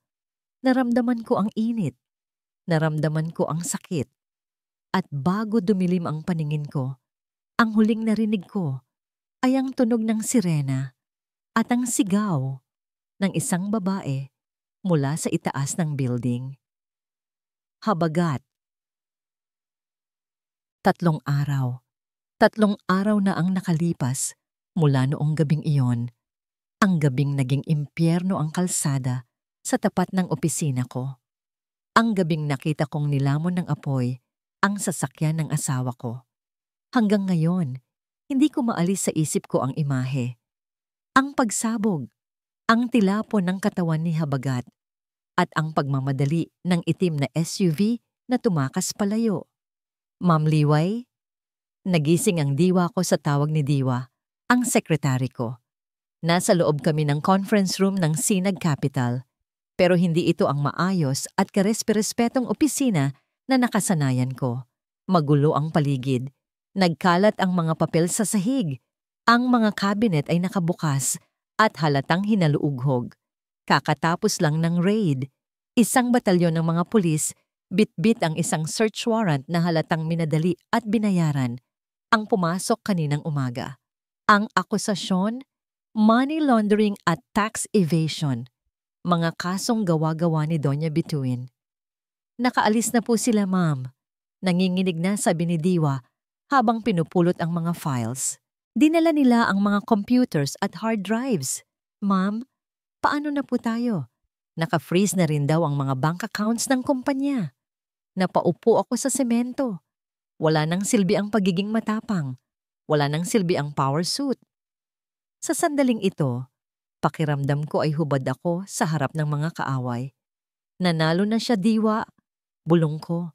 Ang boses ko ay garalgal at pagod na pagod. Nanalo na. Si Doña Bituin. Wala akong balita kay Habagat. Matapos ang pagsabog, isinugod siya sa ospital, pero agad siyang inilipat ng mga tauhan ng Mondragon. Hinarang ako ng mga abogado nila. Hindi ko alam kung buhay pa siya o kung abo na lang ang natira sa kanya. At ngayon, pati ang kumpanya, ang sandatang ginamit ko para ipaghiganti si tatay, ay unti-unti nang gumuguho. Umuwi ka na muna, Diwa, utos ko. Huwag kayong papasok bukas. Delikado na dito. Pero ma'am, please, pakiusap ko, tumulo na ang luhang kanina ko pa pinipigil. Ayokong madamay pa kayo. Nang makaalis si Diwa, naiwan akong mag-isa sa madilim na opisina. Ang tanging ilaw ay galing sa billboard ng One Holdings sa kabilang building. Tila nanunuya. Tila nagdiriwang sa pagkatalo ko. Kinuha ko ang diary ni tatay sa bag ko. Ito na lang ang natira sa akin. Patawad, tay. Humagulgol ako. Yakap ang kwaderno. Akala ko kaya ko silang durugin. Pero mali ako. Masyado silang malakas. Masyado silang masama. Akala ko ang katotohanan ang magpapalaya sa akin. Pero sa mundong ito, pera ang batas at bala ang hatol. Handa na akong sumuko. Handa na akong tanggapin na matatapos ang kwentong ito sa pagkatalo ng bida. Biglang tumunog ang personal laptop ko na nakatago sa ilalim ng secret compartment ng mesa ko. Ang tanging gadget na hindi nakuha ng mga pulis dahil hindi nila alam na nandoon ito. Ting! Isang notification, isang email. Pinunasan ko ang luha ko at binuksan ito. Ang sender ay walang pangalan. Puro numero at letra lang ang email address. Encrypted. Ang subject. Hindi pa tapos ang bagyo. Kumabog ang dibdib ko. Nanginginig ang kamay ko habang kiniklik ang message. Walang text sa body ng email. Mayroon lamang itong attachment, isang video file at isang address. Pinindot ko ang video. Bumukas ang player. Madilim ang kuha. Parang nasa loob ng isang kwarto na walang bintana. May isang lalaking nakaupo, nakatalikod sa kamera, pero kilalang kilala ko ang bawat kurba ng balikat niya. Humarap siya ng dahan-dahan. Napahawak ako sa bibig ko para pigilan ang pagsigaw. Si Habagat. Pero hindi ito ang Habagat na makinis at gwapo. Ang kalahati ng mukha niya ay nababalutan ng benda. Ang kaliwang braso niya ay nakasling. May mga hiwa at paho sa leeg niya. Buhay siya. Diyos ko, buhay siya. Nagsalita siya sa video. Ang boses ay mahina at paos, pero puno ng determinasyon. Liway, kung napapanood mo to, ibig sabihin ay ligtas ka pa. Huwag kang maniwala sa balita na kritikal ako o patay na. Itinakas ako ng mga kaibigan ko bago pa man makarating ang mga tauhan ni Mama sa ospital. Napahawak ako sa screen ng laptop. Tinatahak ng mga daliri ko ang imahe ng kanyang sugatang mukha. Buhay siya. Ang asawa ko, ang kasabwat ko, ay buhay. Alam kong sasalakayin niya ang Sinag Capital. Patuloy ni Habagat sa video. Ang boses ay hirap pero puno ng diin. Alam kong gagamitin niya ang lahat ng koneksyon niya para baliktarin ang sitwasyon at ipakulong ka. Kaya, Liway, ito ang sandata mo. Sa video, itinaas niya ang isang flash drive. Nasa attachment ng email na ito ang lahat ng files na nakuha ko sa private server ni Mama bago ako umalis ng mansyon. Nandoon ang listahan ng mga judge na binayaran niya, ang mga ghost employees at ang money trail ng mga illegal transactions ng Buwan Holdings. Bumuhos ang luha ko, hindi dahil sa lungkot, kundi dahil sa halo-halong emosyon habang inaakala kong tinalikuran na ako ng mundo. Habang inaakala kong mag-isa na lang akong lumalaban, si Habagat, kahit halos mamatay na, ay iniisip pa rin ang kaligtasan ko. Gamitin mo yan, Liway. Huling bilin niya. At sa unang pagkakataon, nakita ko ang isang nangiti sa kanyang mga labi. Isang ngiti na kahit puno ng sakit ay puno rin ng pagmamahal. Durugin mo sila. Para sa tatay mo. Para sa atin. Hihintayin kita sa address na nasa ibaba. Namuwala ng video. Bumalik ang katahimikan sa opisina pero hindi na ito mabigat. Napalitan ito ng nag-aalab na apoy. Agad kong i-download ang mga files. Binuksan ko ang isa. Nanlaki ang mga mata ko. Nandito ang lahat. Ang pirma ng judge na nag-issue ng search warrant kanina. May katapat na halagang 5 milyon. Ang mga bank transfer records papunta sa mga offshore accounts. Ito na. Ito ang alas na hinihintay ko. Tumayo ako. Pinunasan ko ang mga luha sa pisngi ko. Wala ng oras para magdrama. Kinuha ko ang coat ko, ang laptop at ang diary ni tatay. Hindi pa tapos ang laban, Doña Bituin, bulong ko sa hangin habang naglalakad palabas ng opisina. Nagkamali ka ng kinalaban at nagkamali ka ng pinatay. Bumuhos ang malakas na ulan habang binabaybay ko ang madilim na eskinita ng Tondo. Malayo ito sa makikinang na ilaw ng Makati o BGC. Ito ang lugar ng mga nakalimutan, ang perpektong lugar para magtago ang isang taong patay na. Huminto ako sa tapat ng isang lumang apartment building na may kalawang na ang gate. Kinakabahan ako. Paano kung patibong ito? Paano kung naunahan na siya ng mga tauhan ng nanay niya? Pero kailangan kong magtiwala. Umakyat ako sa ikatlong palapag. Hinanap ko ang Unit 302. Kumatok ako ng 3 beses. Ang hudyat na nakalagay sa email. Tok, tok, tok. Ilang segundong katahimikan. Ang tibok ng puso ko ay parang sasabog sa kaba. Bumukas ang pinto. Bumungad sa akin ang isang lalaking naka-hoodie. Nang inalis niya ang hood, tumambad sa akin ang mukha ni Doc Eric, ang kaibigan ni Habagat. Liway, bati niya ng pabulong. Pasok, bilis! Pagkapasok ko, amoy gamot at lumang kahoy ang sumalubong sa akin. Maliit lang ang kwarto. May isang sofa, isang maliit na kusina at isang kama sa sulok. At doon, nakaupo sa gilid ng kama, ay si Habagat. Mas malala ang itsura niya sa personal kaysa sa video. Ang benda sa ulo niya ay may bahid pa ng natuyong dugo. Ang kaliwang pisngi niya ay may malaking pasa at ang kanyang braso ay nakalaylay sa isang sling. Payat na siya at ang mga mata niya ay lubog na lubog. Pero nang magtama ang paningin namin, nakita ko ang kislap na matagal ko nang hindi nakikita sa kanya. Buhay, pag-asa. Liway, paos niyang tawag. Sinubukan niyang tumayo para salubungin ako, pero napangiwi siya sa sakit at muntik nang matumba. Huwag kang gumalaw. Sigaw ko sabay takbo palapit sa kanya. Inalalayan ko siyang maupo ulit sa kama. Nang mahawakan ko ang balat niya, mainit, totoo.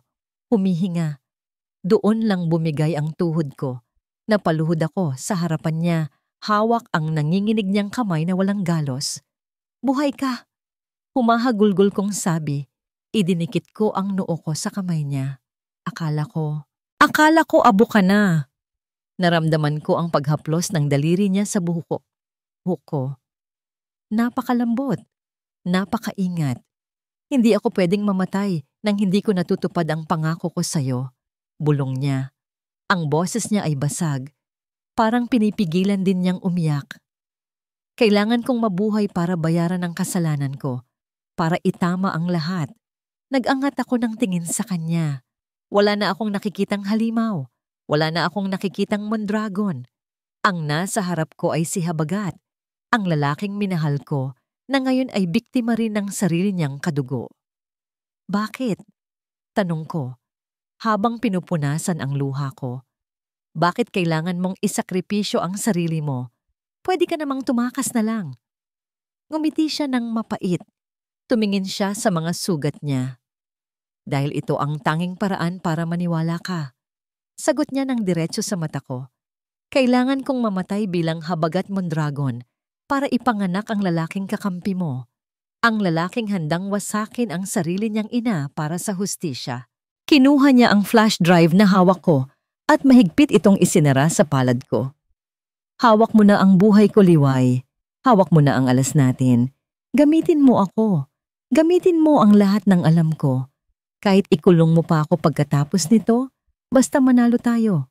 Umiling ako. Sa sandaling iyon, nagbago ang ihip ng hangin. Nawala ang pader sa pagitan namin. Hindi. Matatag kong sabi. Tumayo ako at pinunasan ang mukha ko. Bumalik ang liwayway na palaban, pero ngayon, hindi na siya nag-iisa. Hindi kita gagamitin. Lalaban tayong dalawa. Sabay natin silang ibabagsak. Tumingin ako kay Doc Eric na tahimik na nakamasid sa pinto. Tumango siya bilang senyales ng suporta. Bumaling ako ulit kay Habagat. Magpagaling ka. Dahil sa araw ng paglilitis, gusto kong nakatayo ka sa tabi ko. Hindi bilang akusado, kundi bilang saksi ng katotohanan. Hinawakan ni Habagat ang kamay ko ng mahigpit. Pangako, sa dilim man o sa liwanag, kakampi mo ako. Sa maliit at madilim na kwartong yun sa tondo, sa gitna ng amoy ng gamot at kalawang, nabuo ang alyansang yayanig sa buong Pilipinas. Ang reyna at ang sugatang prinsipe nagkaisa para pabagsakin ang imperyo. Punong-puno ang Regional Trial Court Branch 18. Sa labas, nagkakagulo ang mga news van, pulis, at mga raliistang sumusuporta kay Liwayway. Sa loob, Ang tensyon ay kasing bigat ng isang bombang malapit ng sumabog. Nakaupo si Doña Bituin sa panig ng depensa.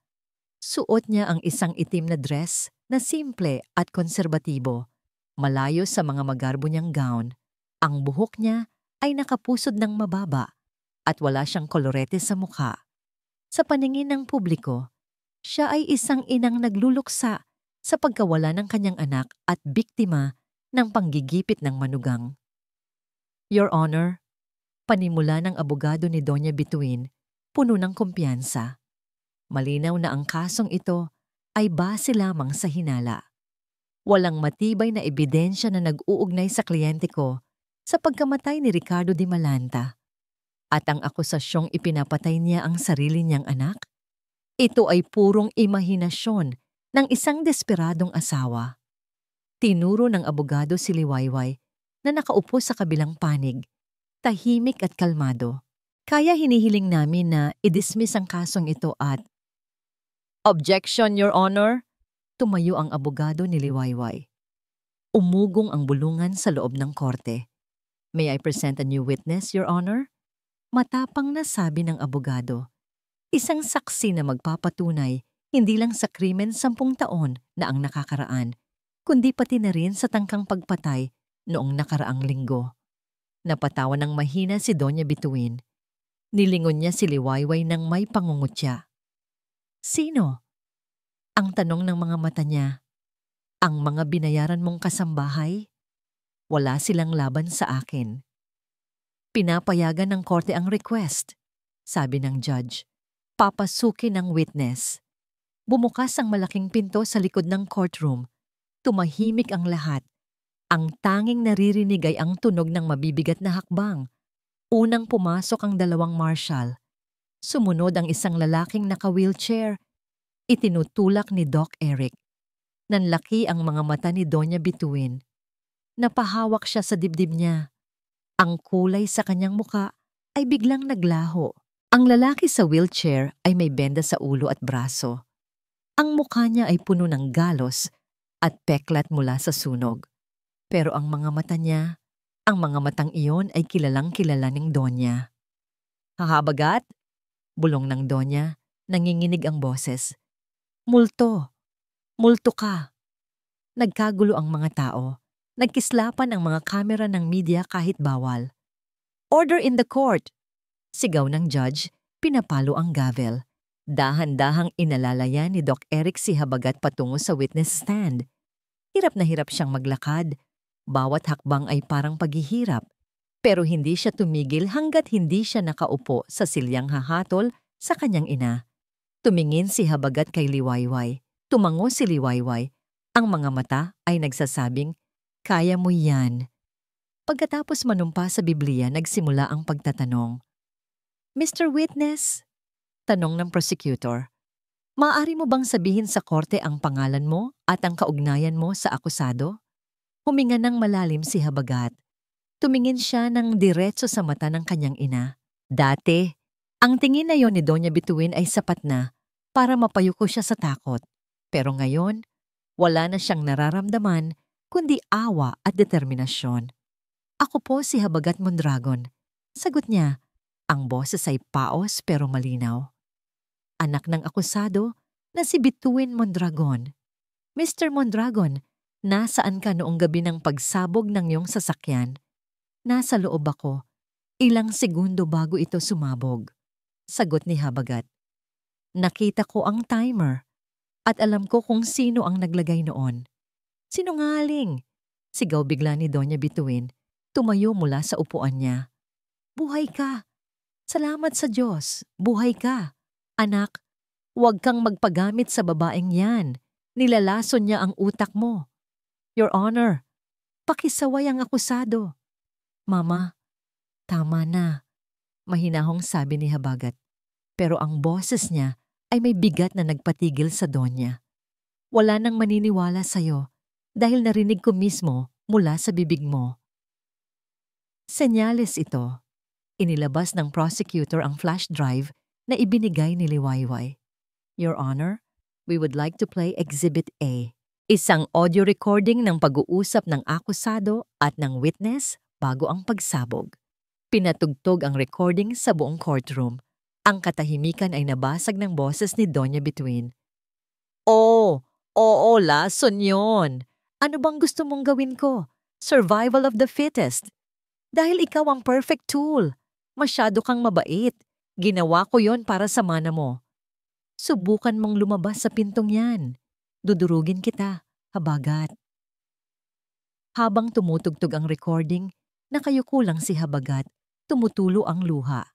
Si Liwayway naman ay nakatingin lang sa Donya. Ang mukha ay blangko, pero ang puso ay sumisigaw ng hustisya. Nang matapos ang recording, parang binuhusan ng yelo ang buong silid. Walang makapagsalita. Ang kalupitan ng isang ina sa sariling anak at sa ibang tao ay hindi maatim ng sikmura ng mga naroon. Hindi yan totoo. Hysterical na sigaw ni Doña Bituin. Nawala na ang poise, nawala na ang pagpapanggap, lumabas na ang tunay na anyo ng reyna. Fake news yan, edited yan. Habagat, walang hiya ka. Matapos kitang buhayin, damitan at pakainin, ito ang igaganti mo sa akin? Hahayaan mong makulong ang nanay mo dahil lang sa patay gutom na pamilya ng asawa mo? Pinatay mo si Tatay Ricardo, Ma. Sagot ni Habagat, hindi nagtataas ng boses.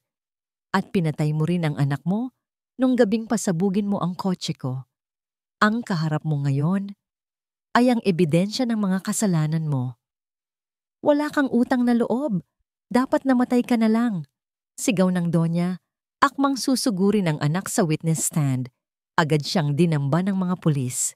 Nagwala si Doña Bituin, sumisigaw, nagmumura, at nanlilisik ang mga mata kay Liwayway at Habagat. Mondragon ako.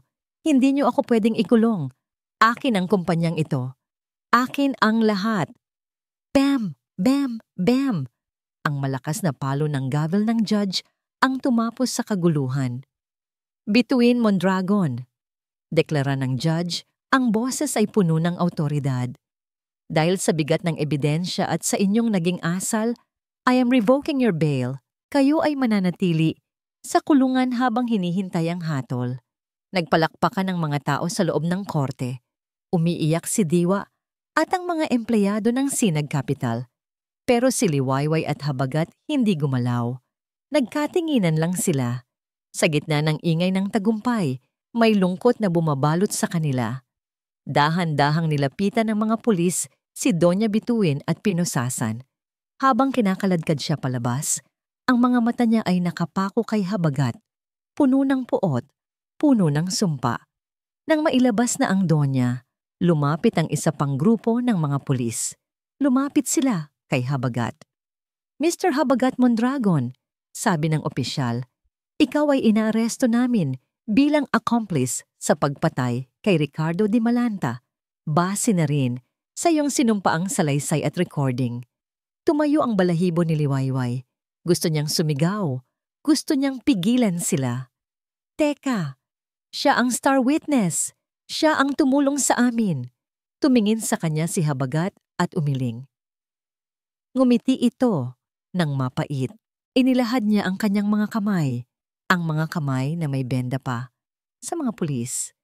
Ayos lang, Liway, sabi ni Habagat habang ikinakabit ang posas sa kanyang mga pulso.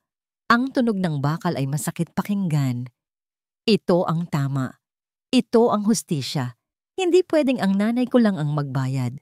Kasabwat ako, ginusto ko man o hindi. Pero, humahagulgol na si Liwayway. Lumapit siya at hinawakan ang mukha ng asawa. Hindi mo deserve ito. Biktima ka lang din. Magiging malaya lang ako kung pagbabayaran ko ang nagawa ko. Bulong ni Habagat. Idinikit niya ang noo niya sa noo ni Liwayway. Salamat sa pagpapalaya sa akin mula sa kanya. Ngayon, hayaan mo namang palayain ko ang sarili ko mula sa konsensya ko. Dahan-dahang inilayo ng mga pulis si Habagat. Ang lalaking naka-wheelchair, sugatan, at nakaposas ay naglakad palabas ng korte nang nakataas ang noo. Mas mukha siyang marangal ngayon kaysa noong siya ay nakasuot ng mamahaling tuxedo. Naiwan si Liwayway sa gitna ng courtroom. Nanalo siya. Bagsak na ang imperyo ng Mondragon. Nakakulong na ang pumatay sa tatay niya. Pero habang pinapanood niya ang papalayong likod ng kanyang asawa, na-realize niya na ang hustisya ay hindi laging matamis.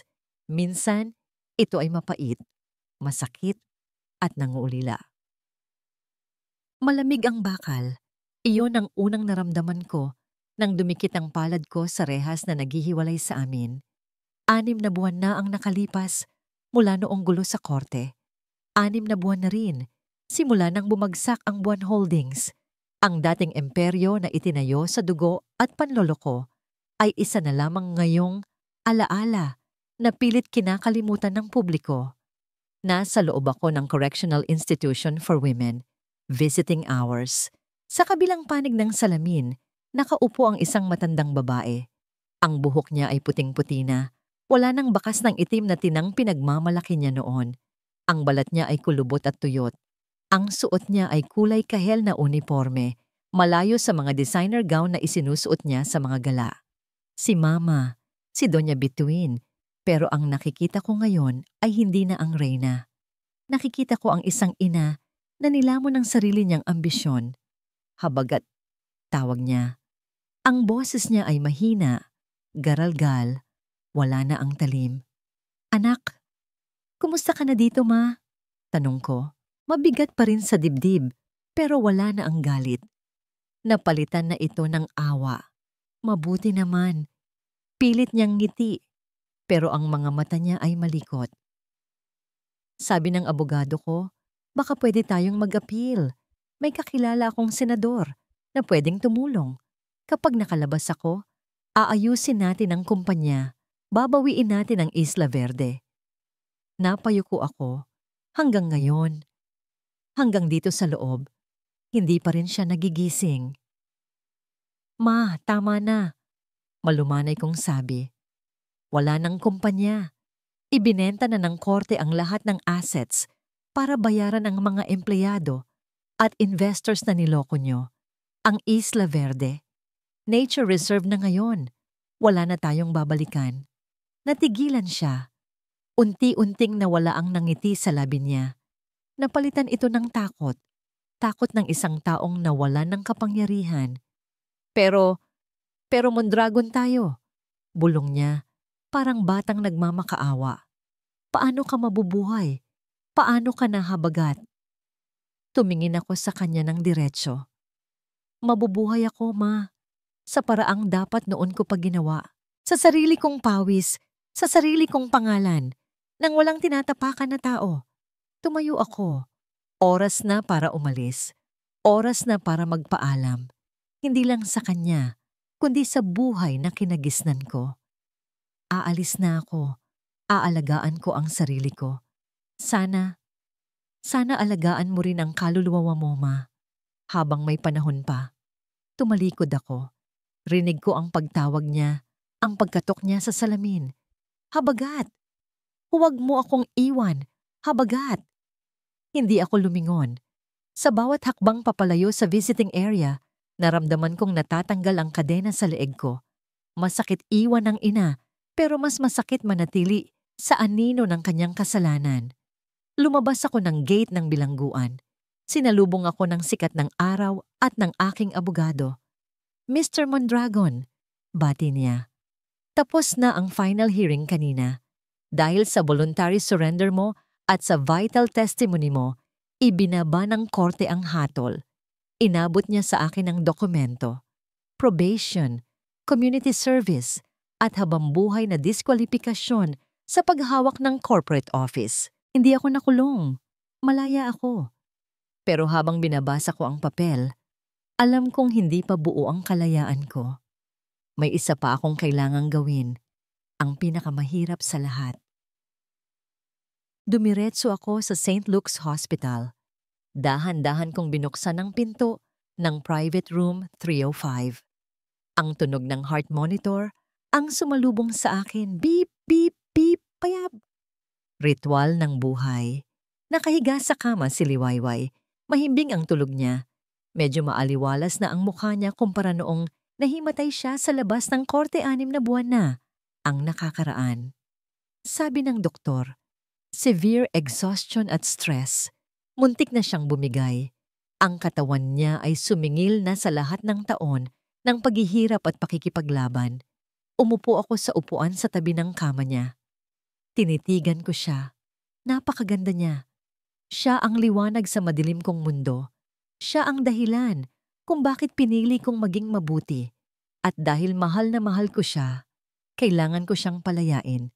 Hindi lang mula sa kulungan ng aking ina, kundi pati na rin sa kulungan ng aming nakaraan. Alam ko, sa tuwing tinitignan niya ako, nakikita niya ang lalaking minahal niya. Pero alam ko rin na sa likod ng mga mata niya, nakikita pa rin niya ang anino ng Mondragon. Nakikita niya ang pamilyang pumatay sa ama niya. Nakikita niya ang lason. Hanggat nasa tabi niya ako, hindi siya tuluyang gagaling. Ako ang peklat na magpapaalala sa kanya ng sugat araw-araw. Dahan-dahan kong hinubad ang gintong singsing sa aking daliri.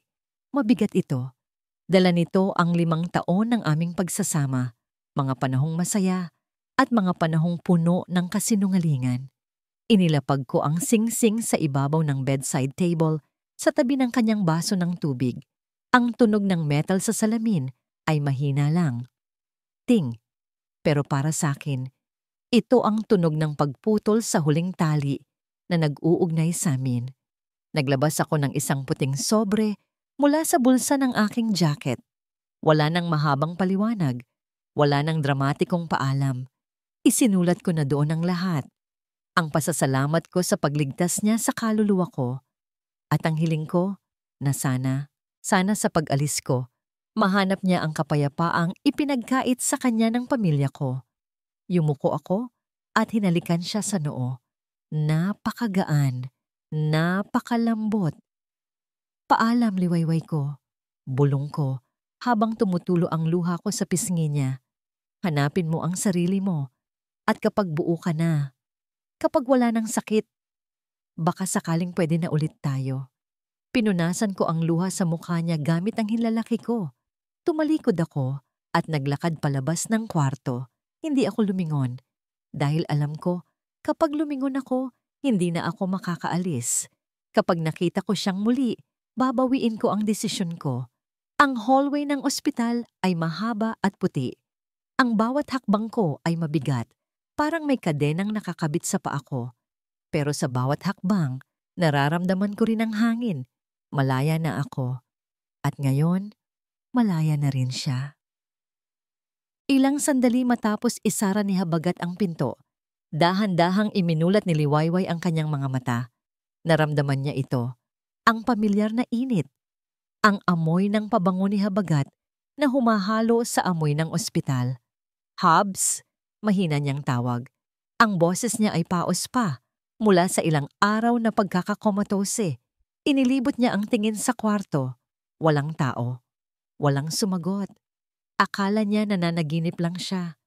Pero nang bumaling siya sa side table, tinamaan ng sinag ng araw ang isang bagay na kumikinang. Ang singsing, ang wedding ring ni Habagat. At sa ilalim nito, isang sobre na may pangalan niya. Bumilis ang tibok ng puso ni Liwayway, nawala ang antok, nawala ang panghihina. Bigla siyang napaupo kahit umikot ang paningin niya. Kinuha niya ang sulat. Nanginginig ang kamay niyang binuksan ito. Liway, ang pag-ibig ay hindi laging pananatili. Minsan, ito ay pagpapalaya. Aalis muna ako para makahinga ka. Aayusin ko ang sarili ko para sa oras na magkita tayong muli. Ako naman ang lalaking karapat-dapat sa'yo. Huwag mo akong hanapin. Hayaan mong tadhana ang maglapit sa atin kapag handa na tayo pareho. Hindi, bulong ni Liwayway. Habagat, huwag. Tinanggal niya ang dextrose na nakakabit sa kamay niya. Tumulo ang dugo, pero wala siyang pakialam. Bumaba siya ng kama. Muntik na siyang matumba, pero kumapit siya sa dingding. Kailangan niyang maabutan ng asawa niya. Hindi pwedeng ganito ang ending nila. Hindi pwedeng matapos ang lahat sa isang sulat lang. Lumabas siya ng kwarto.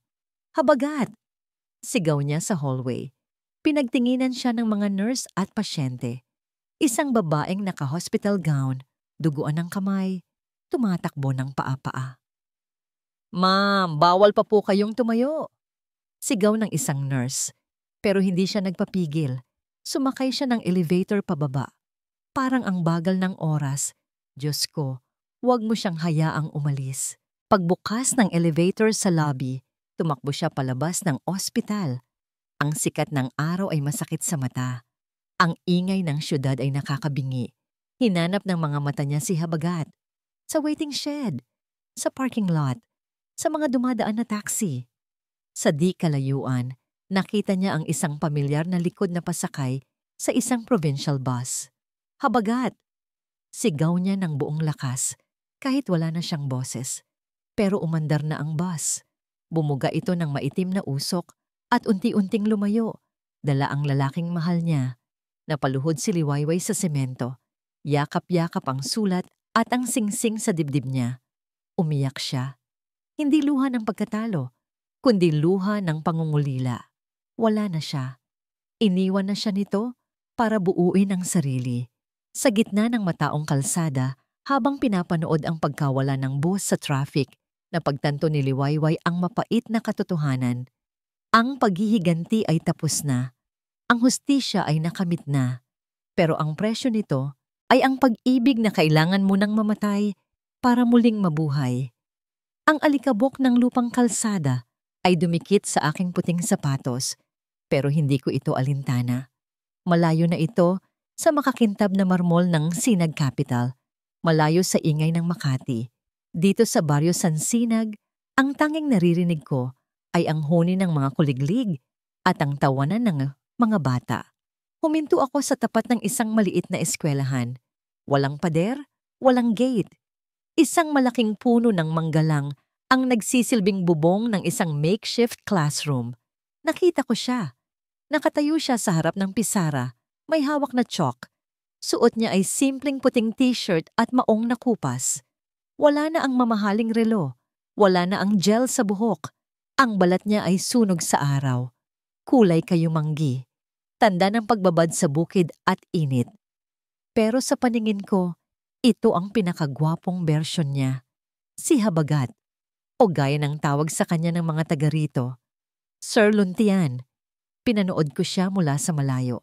Nakangiti siya habang nagpapaliwanag sa mga batang gusgusin, pero sabik matuto. Ang nangiting iyon. 2 taon ko yung hindi nakita. Ang ngiting walang halong takot kay Doña Bituin. Ang ngiting malaya. Natapos ang klase. Nagtakbuhan ng mga bata pa uwi. Naiwan siyang nagbubura ng sulat sa pisara. Huminga ako ng malalim. Ang puso ko ay kumakabog. Hindi dahil sa galit, hindi dahil sa sakit, kundi dahil sa isang emosyon na akala ko ay namatay na noong gabing tumalikod ako sa korte. Kilig. Humakbang ako palapit. "Excuse me po." Bati ko. Pinipigilan ang panginginig ng boses ko. Natigilan siya. Ang kamay niyang may hawak na eraser ay huminto sa ere. Dahan-dahan. Parang takot siyang mawala ang boses kapag lumingon siya. Humarap siya sa akin. Nanlaki ang mga mata niya. Nabitawan niya ang eraser. "Liway," bulong niya. Parang hindi siya makapaniwala. Kinusot niya pa ang mata niya na parang bata. Ngumiti ako. Isang totoo at magaan na ngiti. "Hello, Sir Luntian. Tumatanggap pa ba kayo ng estudyante? Yung medyo matigas ang ulo pero handang matuto ulit magmahal?" Hindi siya nakasagot agad. Nakatitig lang siya sa akin. Tila minememorya ang bawat detalye ng mukha ko. 2 taon. Mas humaba ang buhok ko. Mas payapa na ang mukha ko. Wala na ang talim sa mga mata ko na dala ng paghihiganti. Lumapit siya ng dahan-dahan. Parang natatakot siyang basagin ang ilusyon. Anong ginagawa mo dito?" Tanong niya. Ang boses niya ay mas buo na ngayon, mas lalaki, mas matatag. "Hinanap kita." Simpleng sagot ko. Pero sabi ko sa sulat, "Huwag mo na akong hanapin." Sabi ko, hayaan nating tadhana ang maglapit sa atin. Tumawa ako ng mahina. Kilala mo ako, Habagat. Hindi ako marunong maghintay sa tadhana. Ako ang gumagawa ng sarili kong tadhana. Napakamot siya sa batok. Isang gesture na hindi niya ginagawa noong CEO pa siya. Ang cute tignan. Kumusta ka? Tanong niya. Inalalaya niya akong umupo sa isang wooden bench sa ilalim ng puno. Maayos na. Sagot ko habang pinagmamasdan ang paligid. Ang hangin ay presko. Ang Sinag Capital ay stable na. Ibinigay ko ang management sa mga pinagkakatiwalaan ko. Ang tatay ko, nabigyan ko na siya ng hustisya. Ang pangalan niya ay malinis na. At si Doña Bituin, huminto ako sandali. Napansin kong yumuko siya. Nasa maximum security prison pa rin siya. Pagtuloy ko, binibisita ko siya minsan, hindi para awayin, kundi para siguraduhin na maayos siya. Galit pa rin siya sa mundo, pero hindi na niya tayo masasaktan. Tumingin ako sa kanya. Ikaw? Masaya ka ba dito? Tumango siya. Tumingin siya sa malawak na palayan sa di kalayuan. Sobra, sagot niya. Dito, Liway? Walang nagtatanong kung magkano ang laman ng bangko ko. Walang tumitingin sa apelyido ko. Dito, ako lang si Sir Luntian. Nagtuturo, nagtatanim, nabubuhay ng simple. Dito ko naramdaman na tao ako. Na may halaga ako kahit wala akong pera. Hinawakan ko ang kamay niya. Magaspang na ito. Puno ng kalyo. Pero para sa akin, ito ang kamay na nagligtas sa akin. Noong umalis ka sa ospital, simula ko, naramdaman kong nangingilid ang luha ko. Akala ko iniwan mo ako dahil hindi mo na ako mahal. Akala ko sumuko ka na. Hindi ako sumuko, Liway. Mabilis niyang sagot. Hinawakan niya ang kamay ko ng mahigpit. Umalis ako kasi kailangan kong buuin ang sarili ko. Wasak na wasak ako noon. Puno ng konsensya. Paano kita mamahalin kong sarili ko? Kinamumuhian ko.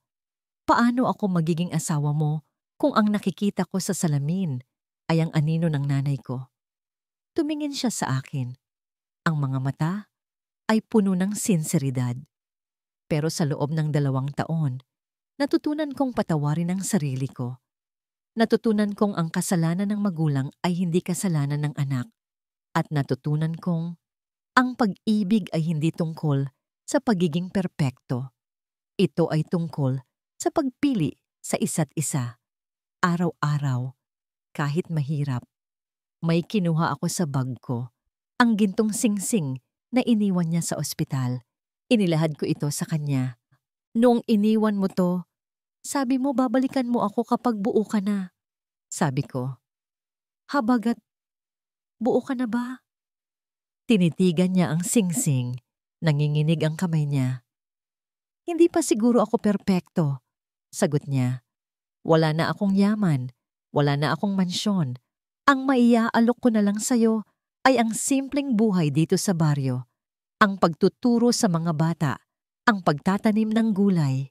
Lumapit ako sa kanya, sobrang lapit. Naamoy ko ang araw sa balat niya. Hindi ko kailangan ng mansyon, Habagat. Naranasan ko na yon at malungkot doon. Bulong ko. Ang kailangan ko ay ang Sir Luntian na nasa harap ko.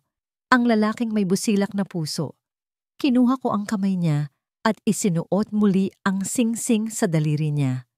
Tanggapin mo ulit ito. Hindi bilang tanda ng nakaraan nating masakit, kundi bilang sumpaan ng bago nating simula. Napaluha si Habagat. Sa unang pagkakataon, nakita ko siyang umiyak hindi dahil sa sakit, kundi sa tuwa. Hinila niya ako palapit at niyakap ng mahigpit. Ang yakap na iyon ang tahanan na hinahanap ko sa loob ng 10 taon. Mahal na mahal kita, Liwayway. Bulong niya sa buhok ko. Pangako, sa pagkakataong ito, hindi na kita bibitawan. Sa hirap at ginhawa, sa palayan man o sa syudad, ikaw lang. Mahal din kita, Habagat, sagot ko. Tayo na ang bahala sa ending ng kwento natin. Naglakad kami patungo sa dalampasigan ng baryo habang papalubog ang araw. Ang langit ay kulay kahel at lila. Ang dagat ay payapa. Hawak kamay. Wala ng kamera, wala ng reporters, wala ng mga matapobreng biyenan. So, basag ni habagat sa katahimikan habang naglalakad kami sa buhanginan. Dito ka natitira. Paano ang aircon? Ang high-speed internet? Ang mga sapatos mo? Tumawa ako.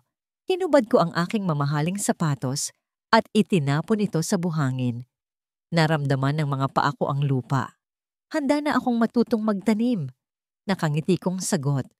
At handa na rin akong maging Mrs. Luntian. Tumingin sa akin si Habagat. Ang mukha niya ay naiilawan ng huling sinag ng araw. Hindi pa tayo tapos, Mrs. Mondragon Luntian. Biro niya, sabay kindat. Magliligawan muna tayo ulit. Gusto kong maranasan mong ligawan ng isang probinsyano. Harana, sibak ng kahoy, igib ng tubig. Game? Napangiti ako ng abot tenga. Game na game. Habang unti-unting lumulubog ang araw, hinalikan niya ako. Hindi ito halik ng pamamaalam, kundi halik ng pagbati. Ang dilim ng gabi ay darating, pero hindi na kami takot. Dahil alam namin, pagkatapos ng gabi, laging may liwayway na sisikat. At sa bawat pagsikat ng araw, may bagong pag-asa, bagong simula, at bagong pag-ibig na mas matibay pa sa anumang bagyo. Dito nagtatapos ang kwento ng paghihiganti at dito nagsisimula ang kwento ng walang hanggang paghilom. Mga minamahal, ang kwento ni Liwayway at Habagat ay nagpapaalala sa atin na ang paghihiganti ay maaaring magbigay ng panandaliang kasiyahan, ngunit ang pagpapatawad lamang ang makapagbibigay ng tunay na kalayaan.